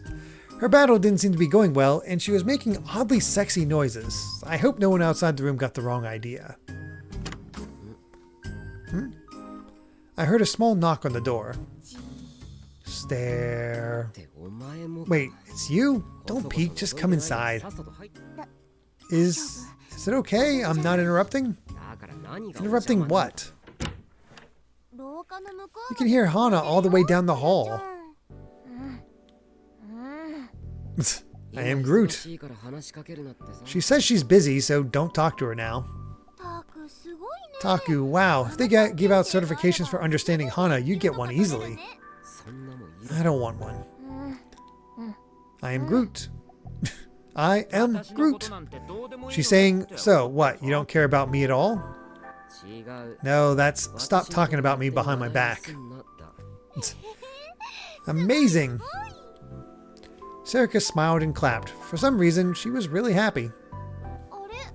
Huh? Where's Nan today? Student council. She was out for a while, so she has a lot of work to do, she says. Kawahara came and said we couldn't have her today. Ah, so it's war. Okay, Taku. Let's go steal her back. Huh? No, that's fine. I didn't want any more trouble with the student council, or Kawahara more specifically. Wow, you're back to the old loser Taku. You were so cool for a while too. Huh? What are you talking about? Facing off with that scary psychic, sneaking into hospital basements? You were really cool when you were following the case, you know? Was I? Kurisu got super mad at me and told me not to go chasing after danger though. But now that all seemed like the distant past. Even though it hadn't even been a week. The case is really over, right? That night, the 23rd, when there had been no murder, the rest of the world had started to declare that the return of the New Generation madness was over. But I still hadn't believed it then. I thought that it wasn't over at all. But the next day, I heard shocking news from Shinjo. Senri Minamisawa, the one who threatened us so much, was found burnt to death in her condo. Not sure why there was a WCY there, but okay. What? Senri was... Yeah, Arimura and I both saw the video. There's no doubt about it.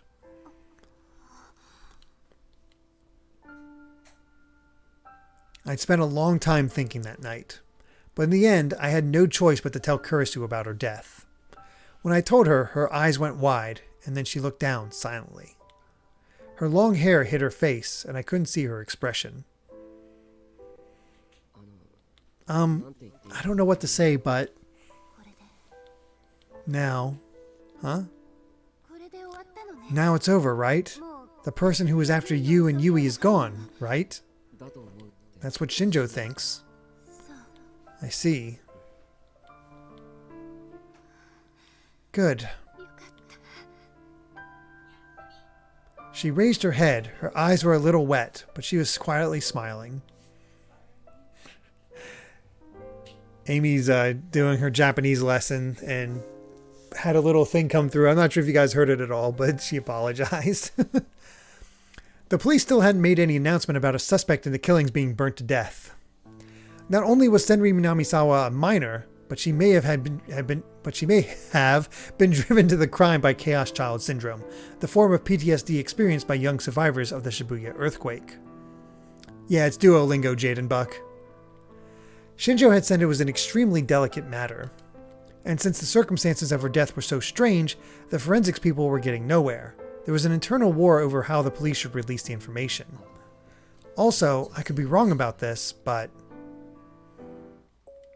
it seemed to me that the fact that she was a human test subject at AH Tokyo General might have played a role too.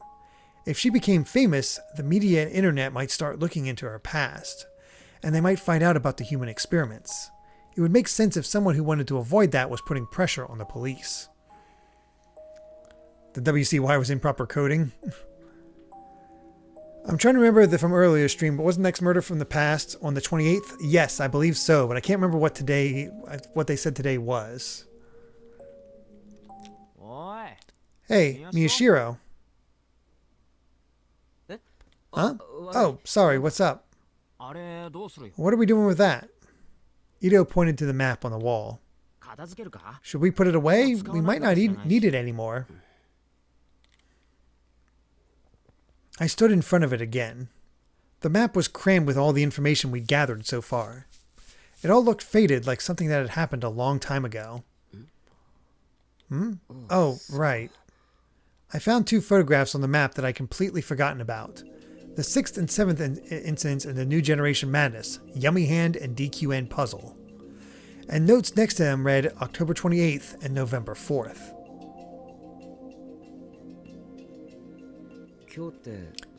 Today's the 28th, huh? Oh boy, we might be in for a second one. We might be getting 2 murders today. Because I'm convinced that Minamisawa died on the 23rd. Just barely before midnight. Yeah. Ito nodded. He seemed to know what I meant. Then I saw another note I'd stuck up there in my own handwriting. It was one I'd been thinking about ever since I was told about Senri Minamisawa's death. Serial killer equals multiple people including pyrokinetic. Is it really over? That's what everybody says. And if there was another killer, they should have done something on the 23rd since Senri Minamisawa didn't, right? Yeah, I see. But nothing happened, which means it's impossible, I think.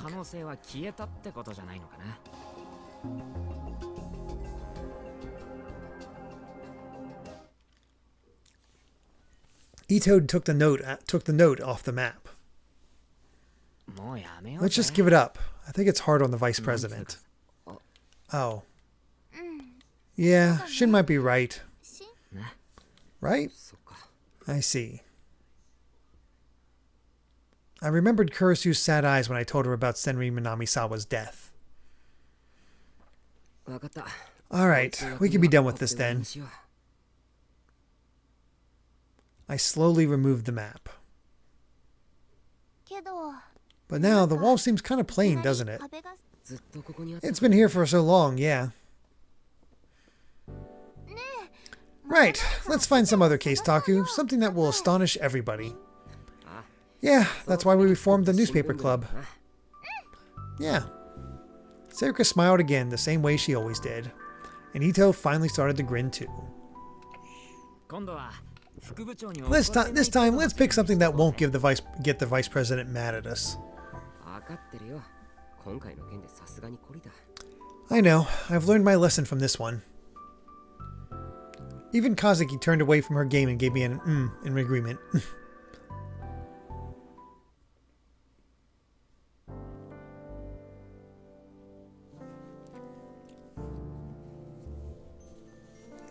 Did he actually go back to his old place?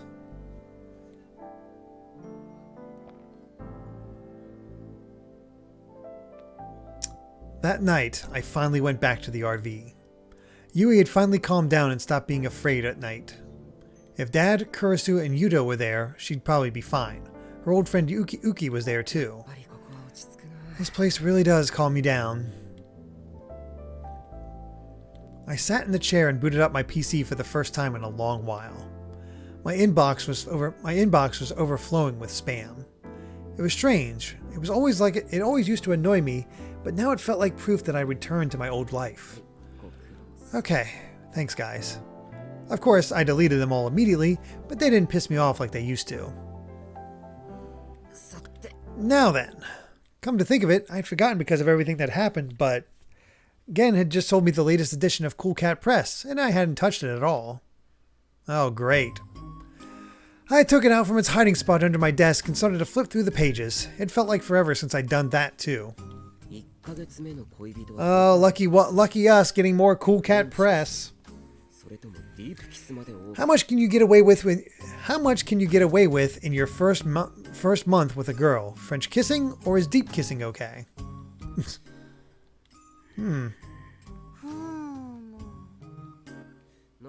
Hey, Onoe, what do you think? What? I almost fell out of my chair. Sarika was standing behind me, looking over my shoulder. It's weird seeing her out of her coat. I think it doesn't really matter what month it is, you know? Oh my god. You know, with just seeing the tips of her hair and her button up, she kind of looks like the, I have not watched it myself, but that one woman from Chainsaw Man. The one that treats the main character like a dog. Makima. Yeah, Makima. Yeah, with just like the tips of her bangs, or tips of the side of her hair, and the button up is like, kind of did remind me of her. No. When did you get in here? Your door wasn't locked. Crap, I've been so busy reading that I hadn't noticed Sarika. Don't just come in, knock at least. Oh, but I didn't think you'd like it if I knocked. Oh yeah, the tie as well. Huh? I thought it might scare you. She was right. If I heard knocking now, it might be bad for my heart. She might look like an airhead, but the nice thing about Sarika was that you could always count on her to remember things like that. And listen, okay? I know I've said this before, but this book is something Gen forces me to buy. I'm not buying it because I want to, just remember that. I put my Cool Cat Press back under the desk in a very cool manner, right? Okay, got it. I won't tell Nan, okay?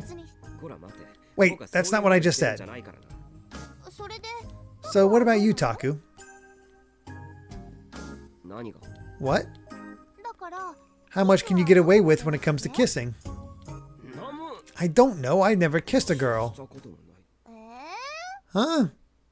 Sarika suddenly pursed her lips unhappily. Taku, you forgot? Forgot what? You had it with me. Your, well, first kiss. What? I literally leaped out of my chair. I kissed Sarika? When? Where? How? Why? According to Kenji Minami Kata's column in Cool Cat Press, a girl's first kiss was more important to her than losing her virginity. That's... no. And that's why a guy who didn't remember his first kiss was a terrible man, he'd said. Crap. I was sweating, unable to remember a thing, but Serika just laughed. Well, I forgive you. It was when we were in preschool. Wait, it was that long ago? Don't scare me like that. And anyway, kisses in preschool didn't count. Probably. But when I told her so, Serika looked upset again. Anyway, what are you doing here? I thought you went home. Yeah, but I got a little lonely, so I came to see you. Huh? You know, we've been together all the time lately, right? Of course, I didn't like it when the scary woman was after us, but we all worked together and overcame it, you know? If Nan heard me say this, she'd get mad, so keep it a secret, but I was pretty excited. I see. What about you? Me? I don't know. I'm not sure.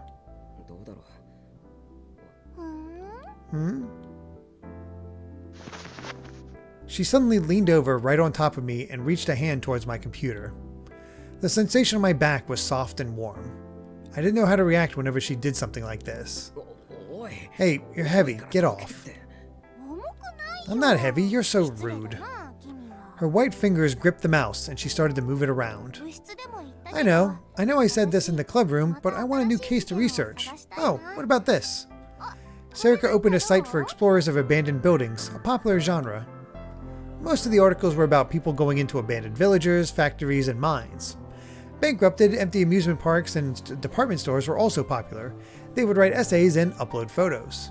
Some sites would also write about bloody urban legends involving the abandoned buildings, or upload photographs with ghosts in them. Maybe this stuff's all been done. Also, going into abandoned buildings is illegal. I don't think we could do it as a school club. Oh, that sucks. Excuse me. Serika moved away from me and then lay down on the RV's bed. Then she yawned loudly. Hey, don't sleep there. I turned around, but her eyelids were already closed. That was fast. I quickly stood up and shook her shoulders. Hey, if you're sleepy, then go home and sleep. I'm staying over tonight, so it's fine. What are you talking about? Where am I supposed to sleep? It's okay. I'm tiny, so we can sleep together. We cannot. Just as I grabbed her by the arm and tried to lift her up. Huh? My phone started to vibrate in my backpack. It kept going, so it probably wasn't an email or a text, but a phone call. I had no choice but to leave Serika on the bed while I went to answer it. I looked at the screen and saw the call was from Ito. Now what? Did he find some new case for us? I think you're right, Kenobi. I think it might be death time. I answered the phone. Hello? What's up, Ito? Did you see At-chan? His voice was tense and anxious. At-channel? Just look at it. Any of the new generation threads is fine. What's going on? I walked over to my PC confused and opened At-channel. I decided to start by opening the news board. There were quite a few threads about the original and current New Generation Madness incidents. Huh? I couldn't believe my eyes. The page was filled with the names Senri Minamisawa and Riko Haida. And I could see the words burnt to death here and there too. Did the police go public with her name? No, you can tell if you read it, but the information seemed to leak from somewhere. It leaked? Well, that's definitely, that's the handiwork of, Mio. That's for sure. Let's see. In the afternoon of 10/24, where temp workers found this. I opened up a thread and saw that yes, the police were still remaining silent. But there was a picture of the picture Arimura and I had seen of her on the security camera, and a photo of her when she was a student. And there was a ton of weird information on Senri Minamisawa with no source given.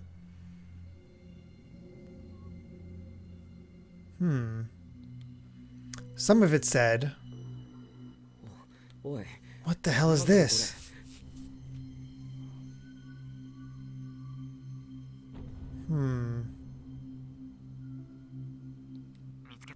Did you find it? Goddamn wrongsiders, they're just posting crap without even bothering to see if it's right. I was angry because I saw Kurisu and Karahawa's names mixed in with the information on Senri Minamisawa. The first idiot who posted was probably an old classmate of theirs. The three of them were friends and always together. That information had nothing to do with the case. What were they thinking? And the irresponsible comments that came after were even worse. Another thread said that Minamisawa had once lived in Alba Dorm, and that Kurisu visited her every day in her condo. This was crazy. There were even a few morons saying that Kurisu was an accomplice to the murders because she helped Senri Minamisawa stay hidden, and that the police were coming to arrest her. That was probably why her phone number had shown up in an interview site. Oh God. Ugh.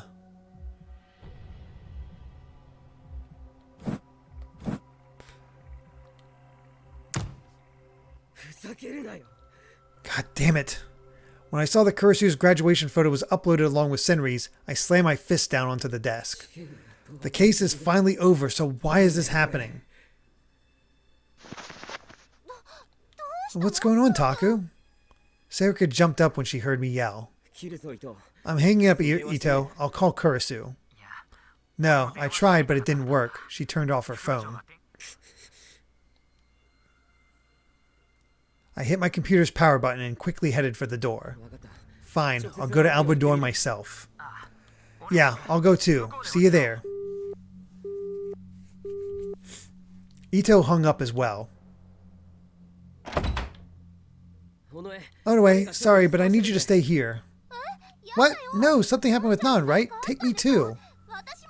Yeah, I don't know why my nose is so itchy tonight. Sarika followed after me as I ran out the door. I didn't have a choice, so the two of us ran toward Alba Dorm. There were already several strange vans parked outside the dorm when we got there. Some people were already wandering outside with video cameras. It's the mainstream media. They're here already? Screw them. As I got close to Alba Dorm, I could feel several sets of eyes upon me.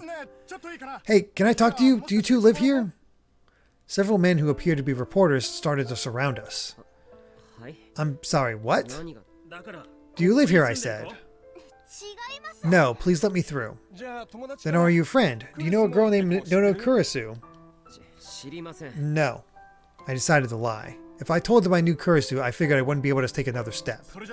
Then does the name Senri Minamisawa mean anything to you? Did you see it on the internet? She's supposedly a serial killer. I really don't know anything. We just came to Alba Clinic to get some medicine. And I grabbed Sarika's hand and started to run. I shook off the hands that tried to grab at me and rang in the bell for the Alba Clinic, not Alba Dorm. I could hear several frustrated noises behind me. Maybe it was just because the police hadn't made their announcement yet, but even the media didn't seem to want to step on the clinic's property. It would probably be considered trespassing. Soon I heard someone on the other side of the door. It's me. Onoe's here too. I whispered and the door opened. I slid inside and the door was quickly closed again. Hey, welcome back. Dad was standing in the front lobby, chuckling. Good evening, Dr. Sakuma. It seems like things are getting really rough. Yeah, this has never happened before, so I'm not sure what to do. Dad scratched the back of his head. What's Kurisu doing? It would be kind of mean to say I find this surprising, but she's pretty depressed. That's rare for her. I figured that Kurisu was like any other girl. She was either scared or depressed after what happened. But it hurt to hear that a strong-willed girl like her was down. Go see her. It'll probably cheer her up a bit. Yeah. Okay. Sarika and I ran up the stairs to the dorm. I could see her sitting at the dining table with her head drooping down. And past her, hiding in the kitchen, Yui and Yuta were looking on, worried. There was a cold cup of English breakfast tea on the table, and Uki was pacing around, wondering if she should make a new one. I'm back. Hello. They all looked relieved to see me. Brother Takaru, Sarika, I'm glad you came. Yeah. I waved to Yui a little, then tried to talk to Kurisu. You okay, Kurisu? Kurisu slowly looked up, as if she'd only just now realized we were here. Her tone made it obvious that she was trying to hide her shock. You came because you were worried? Thanks. Yeah, Ito says he's coming too.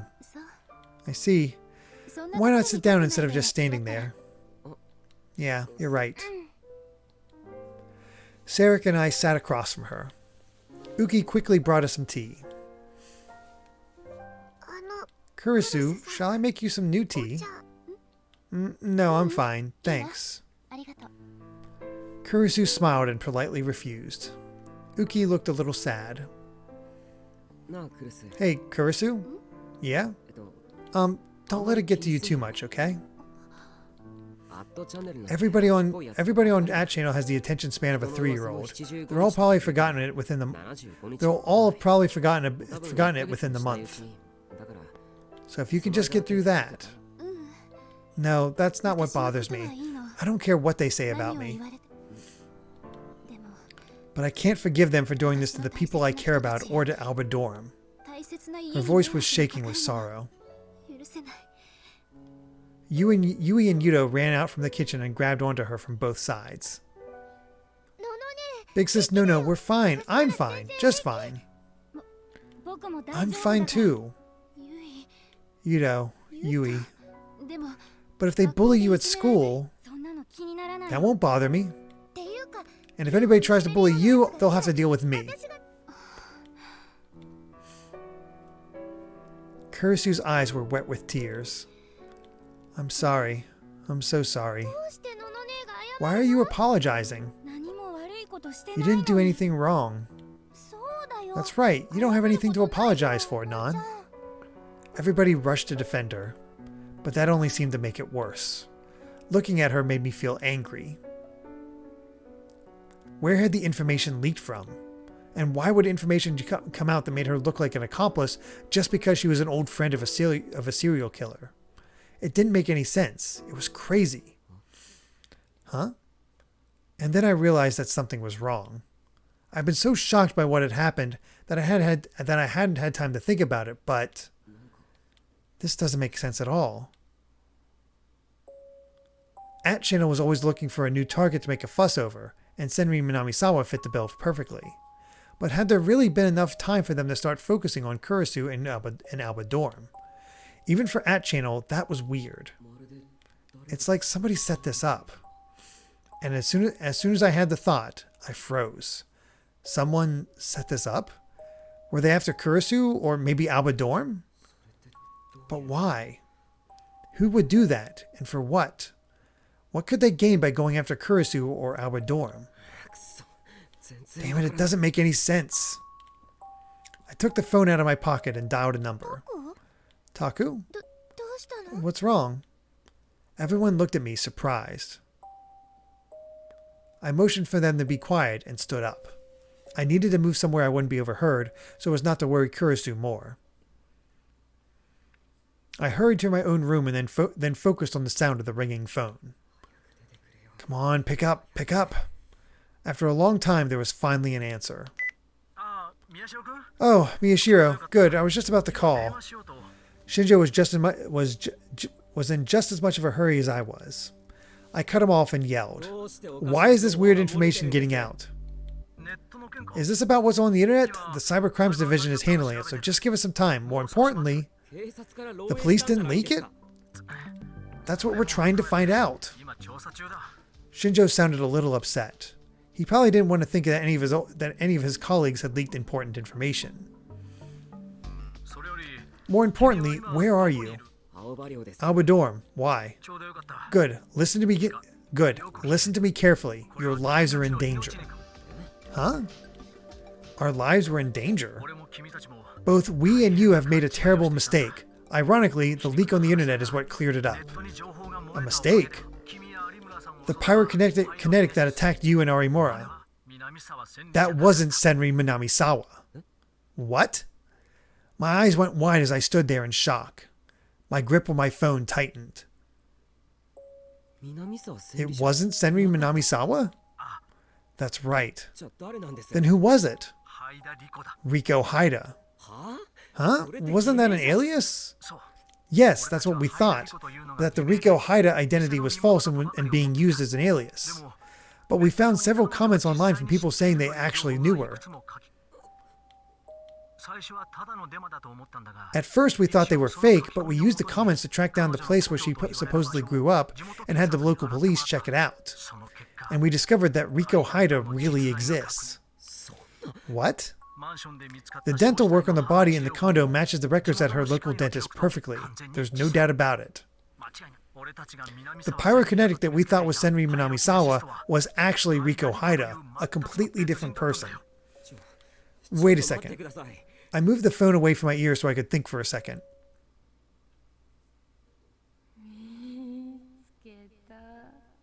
I'm pretty sure that's I found you. That woman wasn't Senri Minamisawa? Then did the real Minamisawa die in the Shibuya earthquake like Kurisu said? Then why did she come after us? I'd never known a woman named Riko Haida. I'd never met her or even heard the name before. I couldn't think of any reason why she'd come after me. What was she doing with Senri Minamisawa's ID card then? I couldn't think straight. I kept coming up with new questions. Hello? Mishiro? Are you there? Yes. I put the phone back to my ear when I heard the panic in his voice. We just got the forensics results back on Riko Haida's death. She died sometime early morning and afternoon on October 23rd. October 23rd? That's right. By that time, she was already dead. But I was attacked at the cafe on the night of the 23rd. Kunosano's theory is that it wasn't Riko Haida herself who attacked you. It was probably another psychic who created a delusion of Riko Haida that you saw. It's the only explanation. Another psychic. I felt a cold, sticky sweat on my forehead. Another psychic. I suspected it many times, but in the end, I discarded the possibility. That's why I thought this was all over. Riko Haida's head was badly damaged, so it took time to find out, but her brain shows the same enlargement as other victims. She was probably mind-controlled into stabbing herself with that rebar and setting herself on fire. The method matches the other victims. Then the real killer slew Riko Haida, who was a psychic, on the 23rd. Yes, right on schedule. Which means I was too scared to say what came next. Shinjo said it for me. The return of the new generation madness didn't end on the 23rd. The murders aren't over at all.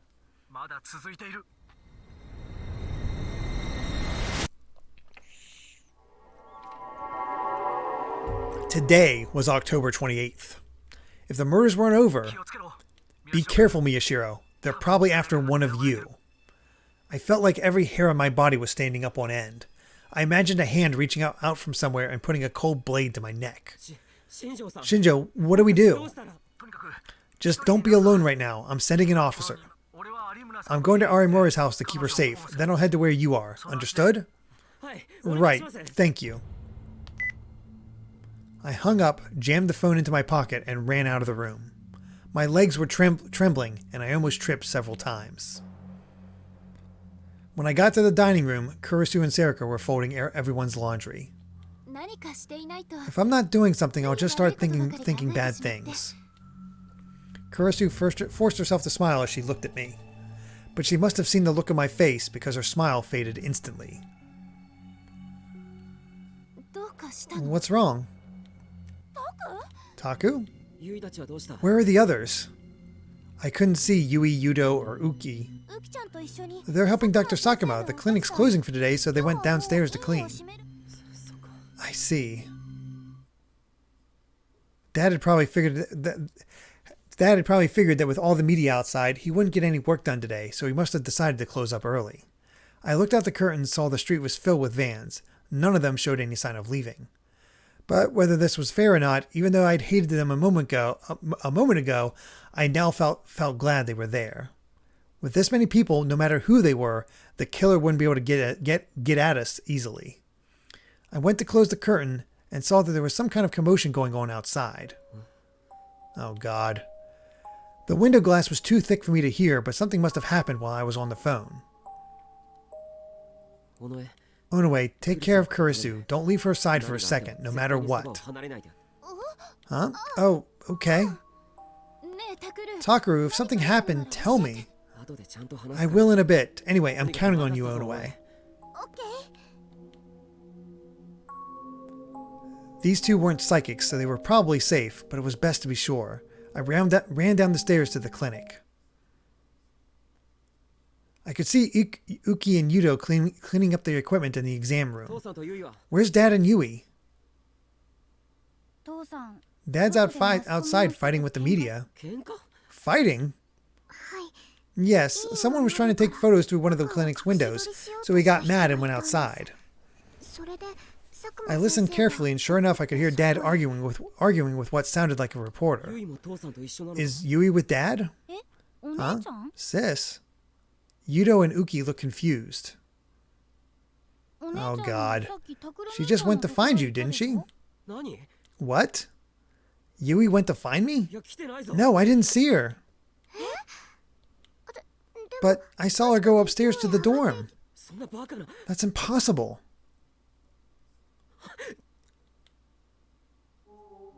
I turned around and ran back up the stairs to the dorm.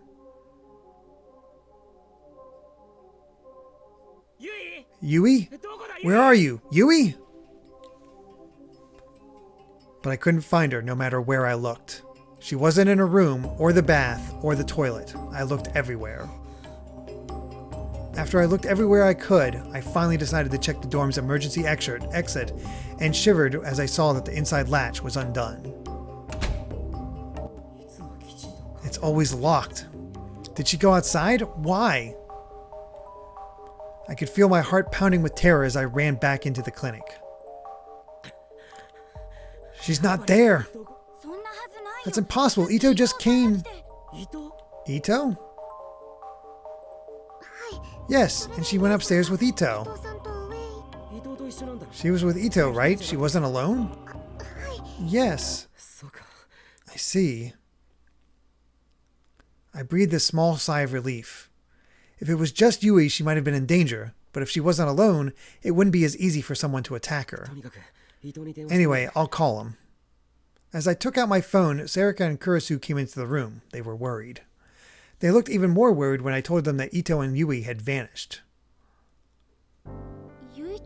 Ito and Yui? Where did they go? We're going to get through this scene and see what happens, because we're looking for a tone shift. Basically, we're looking to see what actually happened to Yui.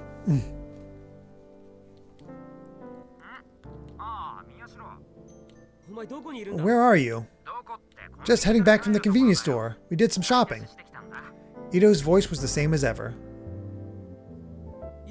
Where's Yui? Is she with you? She's right next to me. I see. I felt relieved but screamed into the phone anyway. If you're going to the store, then tell someone and don't take Yui. Everybody was worried. Oh, yeah, you're right. Sorry. Anyway, just hurry back. Yui might be in danger. Oh, don't worry about that. If something happens to Yui, I'll do an operation to fix her right up. What? Huh? My mouth hung open for a second. An operation? What the hell was he talking about? Oh no. Oh no, he's being controlled. And then I realized that I could hear muffled moans next to him.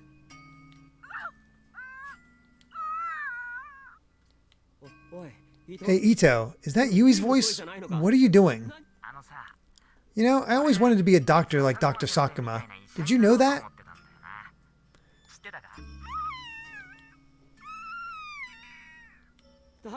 I said, what are you doing? This knife I bought at the convenience store doesn't really cut that well. This is probably gonna hurt. Oh, God.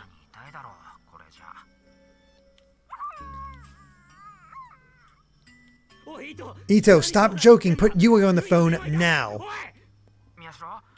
Miyashiro, could you bring me a knife and some anesthesia real quick?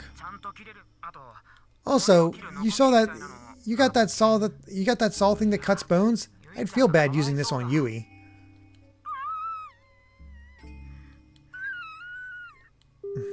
He hung up. Yui? What's going on, Yui? I pushed the call button again and again with shaking fingers, but he must have turned off his phone because he didn't pick up. You know, if Ito was a traitor... Amy's out. I don't blame you. I don't know. Should I stop here or should I go on and to confirm that this likely horrible thing is likely going to happen? Like, there's no good way to end this. And Amy can't really escape it because she's in the room and she'll still be hearing me narrate. Whatever you decide is fine. I'm just not going to see it, that's all. I can hear it. But real quick, Ito, if it was Ito, he's been around a long time. He's been around for a while. The phone called his number. Our phone called his number. That's a bit suspicious, isn't it? Smashman, thank you for that gift sub going to Boo Scary Helicopter. Very much appreciated. All right, I guess. Already started the nightmare. You might as well conclude it and give people closure. I guess, yeah, give the closure. Oh, God. All right, here we go. What's going on? Why is Ito? My mind couldn't keep up with this. It was too much to believe. It's near the end of the chapter? Okay, thanks, soy sauce. Takaru, what happened to Yui? I heard what sounded like a scream. Big brother Takaru?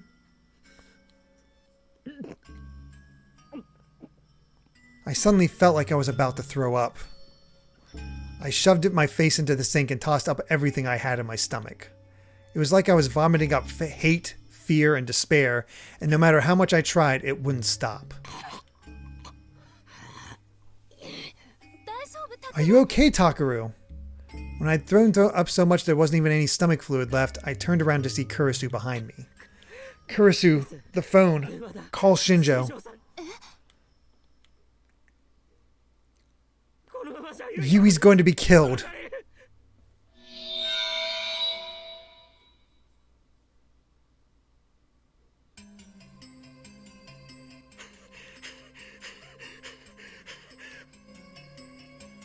I let Kurisu handle getting in touch with Shinjo and ran out the emergency exit to the dorm. Yui, where are you? Answer me, Yui. My voice echoed down the rows of houses. Some nearby reporters ran over. What's wrong? Did something happen? Did someone just leave this way? Huh? A boy about my size and a girl a little younger. Did you see them? Oh, those two? I tried to interview them and they ignored me. Which way did they go? That way, I think. I ran in the direction he pointed to without stopping or looking behind me. Hey, you! I could hear them asking what happened, but I didn't have time to tell them. Yui! Ito! Where are you? I ran, screaming the names of my little sister and best friend. It hurt to breathe, but I couldn't stop running. My only thoughts as I ran were of Yui's safety and Ito's strange behavior. Ito, why? What are you doing? His tone had been the same as ever. It was the exact same tone he used when he was laughing about the latest weird school gossip. So why would he do that to Yui? It had to be some kind of mistake. Because Ito wouldn't... No, wait. And if there was another killer, they should have done something on the 23rd since Senri Minamisawa didn't, right? But nothing happened, which means it's impossible, I think.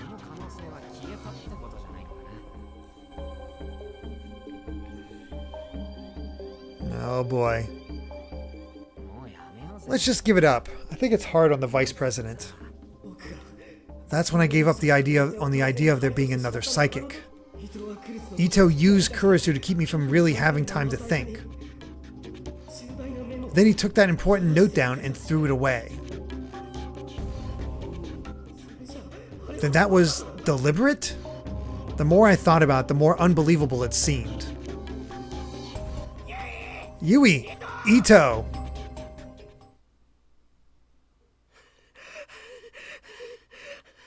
How long had I been running? My throat was dry and it stung. I was gasping for breath and in dire need of water. Sweat was dripping off of me, and I was so out of breath that I couldn't think. Where am I? I looked around and saw that I was in a residential area of Shibuya that the reconstruction teams hadn't gotten around to yet. There were still a lot of abandoned houses.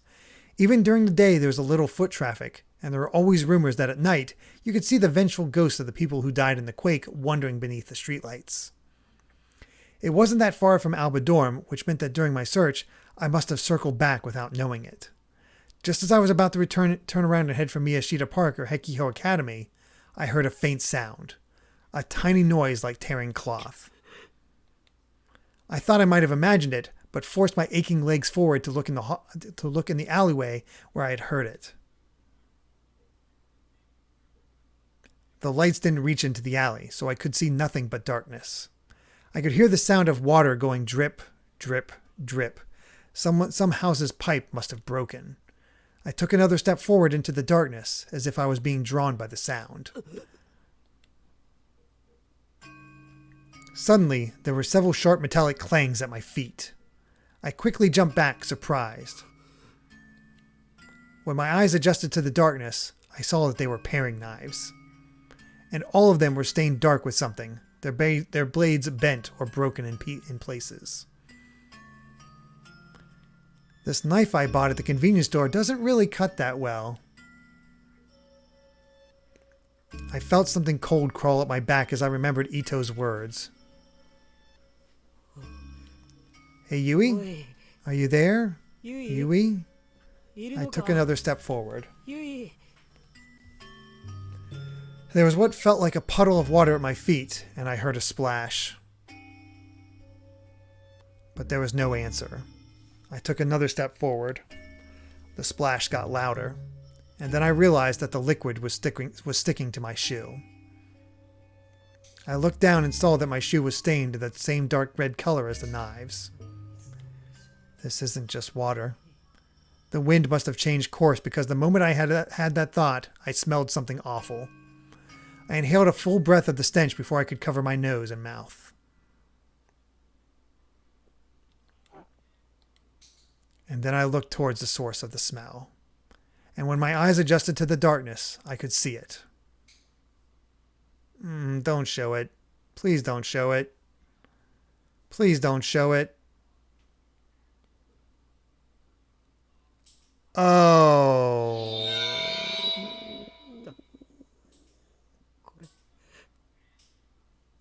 What is this? It was the unpleasant but somehow seductive and sweet smell of meat. I could see small boxes lead out in the rough shape of a human body. It looked like some grotesque homemade doll. The dark red liquid was flowing from the boxes. I suddenly felt an urge to throw up. How long did it take me to realize that I was staring at what was left of my little sister? Because of that, it took me a little while to notice the man further down the alley, staring at the pool of blood. You. Why? He was holding the murder weapon in his hand. It was dripping with blood. Why? Answer me, Ito. Oh, God. Ito hopped over what used to be Yui and spoke to me in the same pleasant tone he always used. Why? That's my question. Huh? Why didn't you save her back then? Back then? Why did you abandon her? Abandon who? Who? Senri was suffering so much. Senri? Senri Minamisawa? Why was he saying her name? Why was Ito talking about Senri? Huh? Tell me, how does it feel to lose someone you cared about? How does it feel to have nothing but regrets and to know how powerless you are? I felt nothing but confusion. What I was looking at didn't seem real. So I just stood there and stared at Ito's face, dumbstruck. She was everything to me, and you let her die. But now my revenge can be complete. Ito, what was the relationship between Senri Minamisawa and Ito? What happened between them? It didn't look like I'd have time to think about it. Ito's knife got steadily closer to me. Now it's your turn, Miyashiro. Did you bring that sharp knife and anesthetic? If not, it's going to hurt bad, like it did for Yui. Ito smiled a murderer's smile. Oh, so that's how it's going to be. For some reason, I'd lost the capacity to think clearly. That was the only thought that was left. I'm not even going to look like a person when he's done with me. Just like Yui. The feeling overwhelmed me. All I could do was stare into Ito's bloodshot eyes and wait for the moment of my death. Takaru? And then I heard what sounded like a scream behind me. It was enough to drag me back to my senses.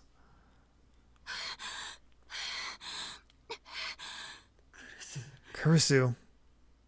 I looked back and saw Kurisu standing under the streetlight, her shoulders heaving up and down. Ito, what are you doing? Her eyes went wide at the knife in Ito's hand.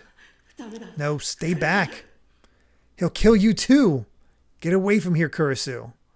I wanted to tell her to get away, but only meaningless noises came out of my mouth. It was like my vocal cords had been paralyzed. Excuse me. Answer me, Ito. Kurisu did the exact opposite of what I hoped she would. She ran into the alley, blocking my way out. And at the same time, she noticed the boxes filled with body parts and the stinking pool of blood. She gasped. What is this? Takaru? Yui? What happened to Yui? Tell me, where's Yui? I was finally able to speak, but I couldn't answer her question. It was pathetic, but the tears started to well up in my eyes. I couldn't stop them. Ito answered for me, flipping the knife from one hand to another as he spoke. Be careful, Vice President. Step on one of those boxes and you won't be able to put Yui back together again. Kurisu jumped back and started to shake as she stared at the boxes. This can't be happening. She sank to her knees and reached out toward what used to be Yui, not caring that she'd be soaked with blood. This can't be happening. No. She picked up something long and thin. It had a pretty nail on it, one of which had never been manicured, even though its owner was old enough to be interested in makeup. It was Yui's finger.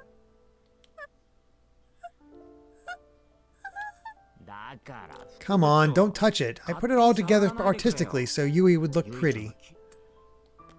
Why? Why?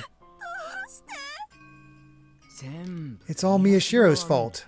This is revenge for how he made Senri Minamisawa suffer. Senri's revenge? That's right. It must have hurt worse for Senri, and even if she wanted to die from the pain of the experiments, she couldn't. Yui was lucky. She got to die quick. When I heard those words, something snapped inside me. The fog in my head cleared instantly and my blood started to boil.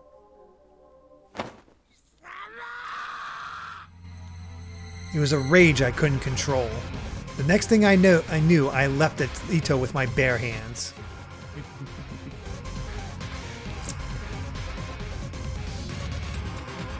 He pointed the knife straight at me as if he'd been waiting for this. I could tell it was pointed straight at my neck, at my carotid artery. If I'd been more calm, I would have known better than to jump on him without any defenses, but now I couldn't hold back my anger. He must have thought he had me because a cruel, thin smile formed on Ito's lips. I knew I was going to die. I hoped that Kurisu at least might be able to get away. The last thought that went through my head was, I'm sorry, Yui. We got you caught up in all this, and you, if heaven was real, that was probably where Yui was going. But I knew without a doubt that I was going to hell, so I'd probably never see her again.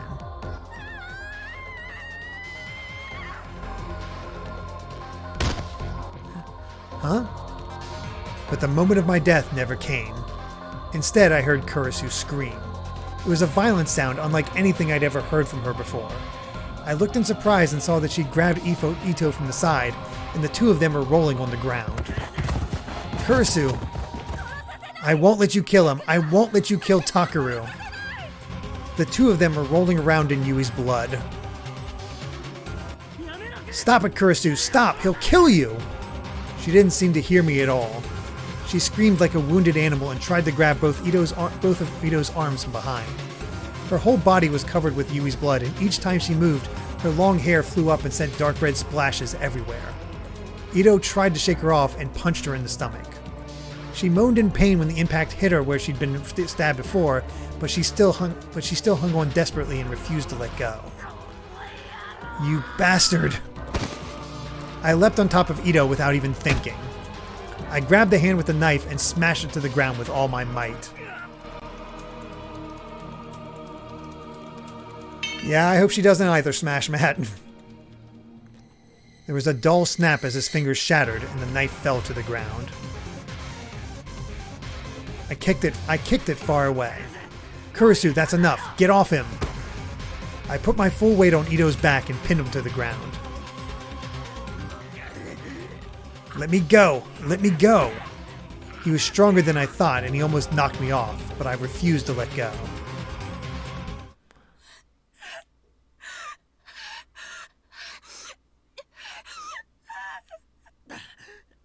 Are you okay, Kurisu? But she didn't seem able to answer my question. She sat down on the ground and tried to catch her breath. The shock seemed to have temporarily robbed her of her ability to breathe. Big tears fell from her eyes, and when she finally caught her breath, she started to sob.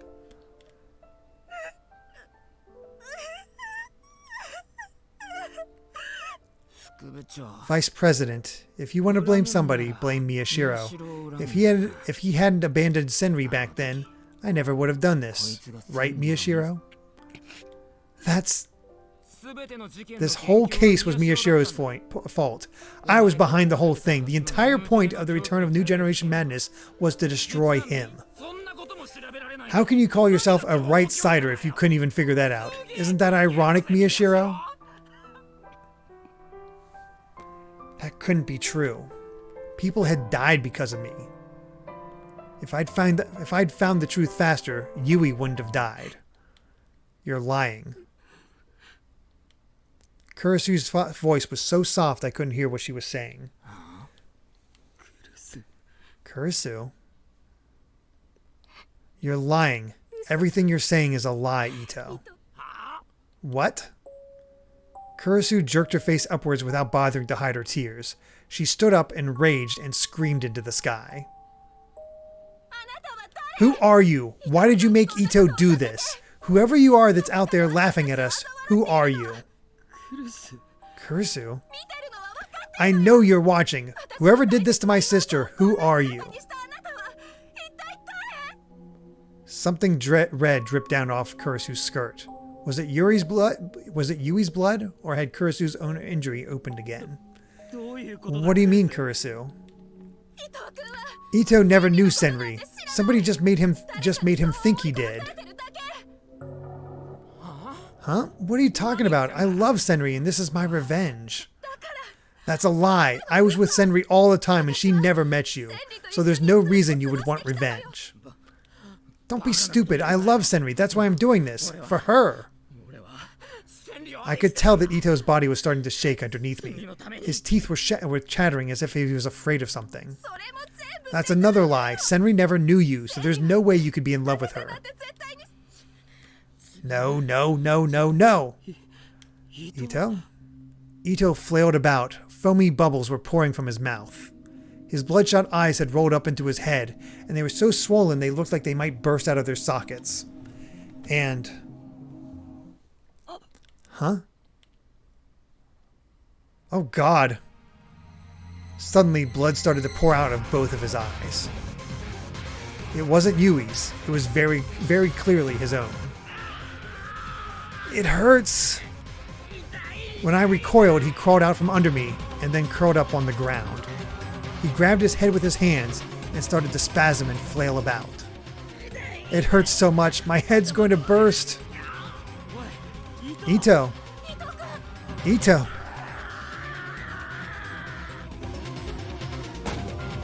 Ito tore at his head and finally started to bang it against the ground. Stop it! No, Ito! Kurisu and I grabbed him and tried to stop him. His forehead had split open and the blood was coming out of it mixed with the blood coming out of it was mixed with the blood coming out of his eyes. It was impossible to even tell what he looked like now. But he shut us off and started to jerk and flail some more. Let me go, Miyashiro. I'll make you pay for abandoning Senri. Because I loved... Senri? Who the hell is Senri?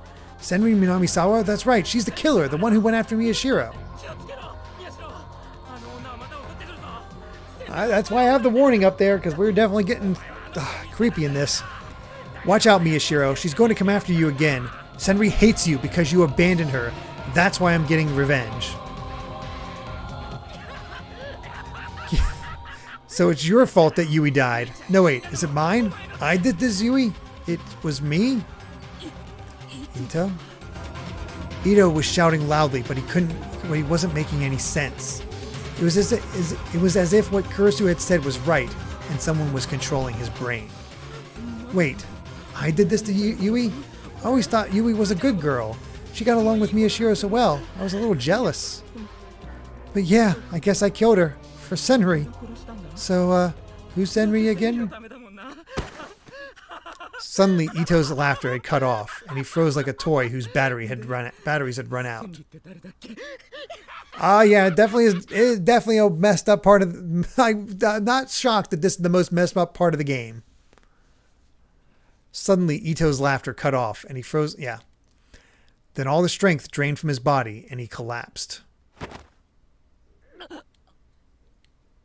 Kurisu and I together couldn't support the full weight of an unconscious human, so we all fell to the ground. Neither of us could move for a while. We just lay there, holding Ito between us.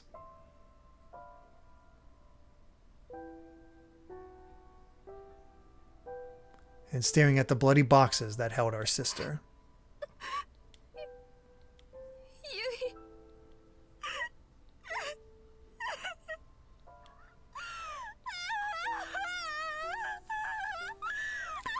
Kurisu started to cry like a little girl, but there was nothing I could say to her, because I felt like I was going to cry too, and it was all I could do to stop myself.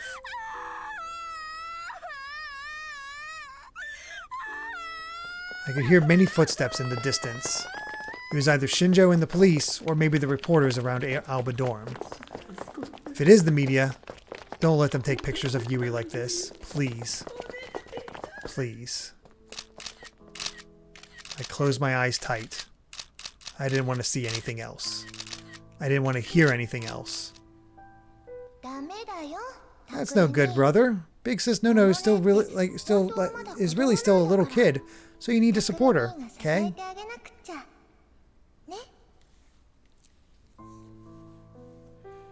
Was it her ghost, maybe? I could see Yui smiling gently when I closed my eyes.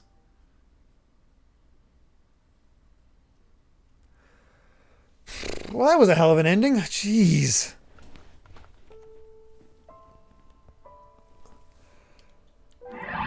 Whew.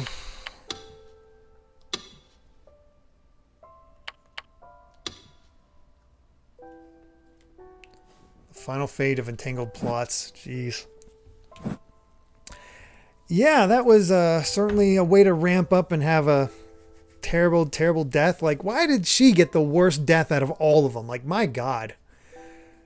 Soy sauce. This is the ultimate form of Takaru's initial mentality coming back to slap him right in the face. He wanted to be special and get involved in the case, go through more than others just to be better than them. Well, he's special now. His sister was brutally murdered, his best friend a pawn in that murder, his family torn apart, and now people are looking at him as someone who went through a lot just like he wanted at the start of the game. 3 chapters left. And yeah, this is... Amy says, thank goodness. She is... Yeah. This is not her thing at all. At all. And this is... certainly one of the more brutal things I've ever seen. Soy sauce says sorry. Amy made sure to tune out. She's actually very good at that. I'm sure she focused on something else. Yeah, she had another video and just tuned it out. Yeah, she's watching board game stuff to make her, stay in her happy place. Sorry, that was extra long, so my voice is extra dry.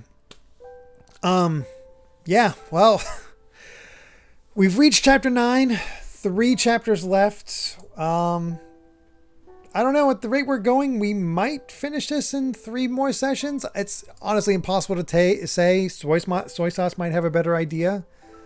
Jane and Buck, this is probably the most absurd game I've seen on this channel. Oh yeah, and this is the kind of stuff that happens when we have a request open up and just stuff that I don't know about. Isn't the last 2 chapters long? I mean, that's what they said, so maybe 4. Who knows? It's honestly hard to tell how much plot is left, especially because there's only 1 more murder left. Excuse me. And then we're going right into Danganronpa too, so that'll be something. Oh boy. Either way, we'll be back potentially next Sunday. Because again, it all comes down to how much of the retrospective I'm able to finish and get worked on. So hopefully it'll be done enough that I can still stream. But otherwise we'll be back after that. Just, I guess, let this sink in for that degree. Otherwise, we'll be back tomorrow for more Outer Wilds. Play more of that, see what we're going for. And just keep going there and just see what happens. But yeah, I think next week will be the real telltale point, because Tears of the Kingdom is coming up very quick. Oh, Karagosi, I didn't hear. The next retrospective is part 1 of a Zelda retrospective. And part 1 alone is probably going to be around 70 minutes. So it's pretty beefy. Excuse me. So yeah, only 2 weeks until Tears of the Kingdom. Coming up quick. But yeah, we'll see how that all goes. But in the meantime,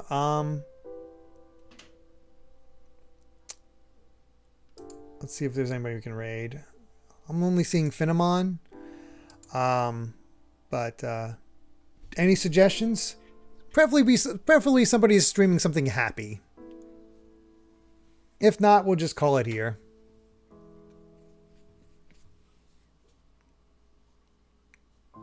That and goodbye, because everybody will be playing Zelda. Yeah. I mean, hopefully you guys will still come for the streams.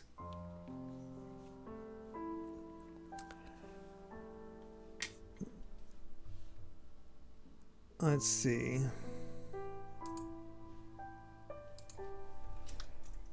PBG is streaming The Coin. I've never heard of that. Ditherkins is just chatting.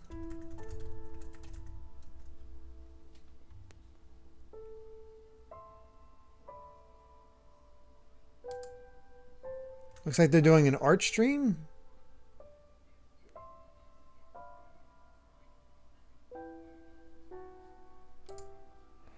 Yeah, well, you know what? We'll go with Peanut Butter Gamer just to make sure we have a happy time. And no need to have any kind of confusing raid message or anything like that. We'll just go with got change. I don't know anything about the coin, so we'll just go with the coin game. So we'll just go with that. All right, everyone. Thanks so much for being here. We'll see you tomorrow night if you follow Outer Wilds. Otherwise, we'll be here either next week or the week after for more Chaos Child. It all depends. I'll let you all know for sure. So, yeah. Start that raid up. And, yeah, you all have a great night. Have a fantastic week. And we'll see you all soon. Till then, bye.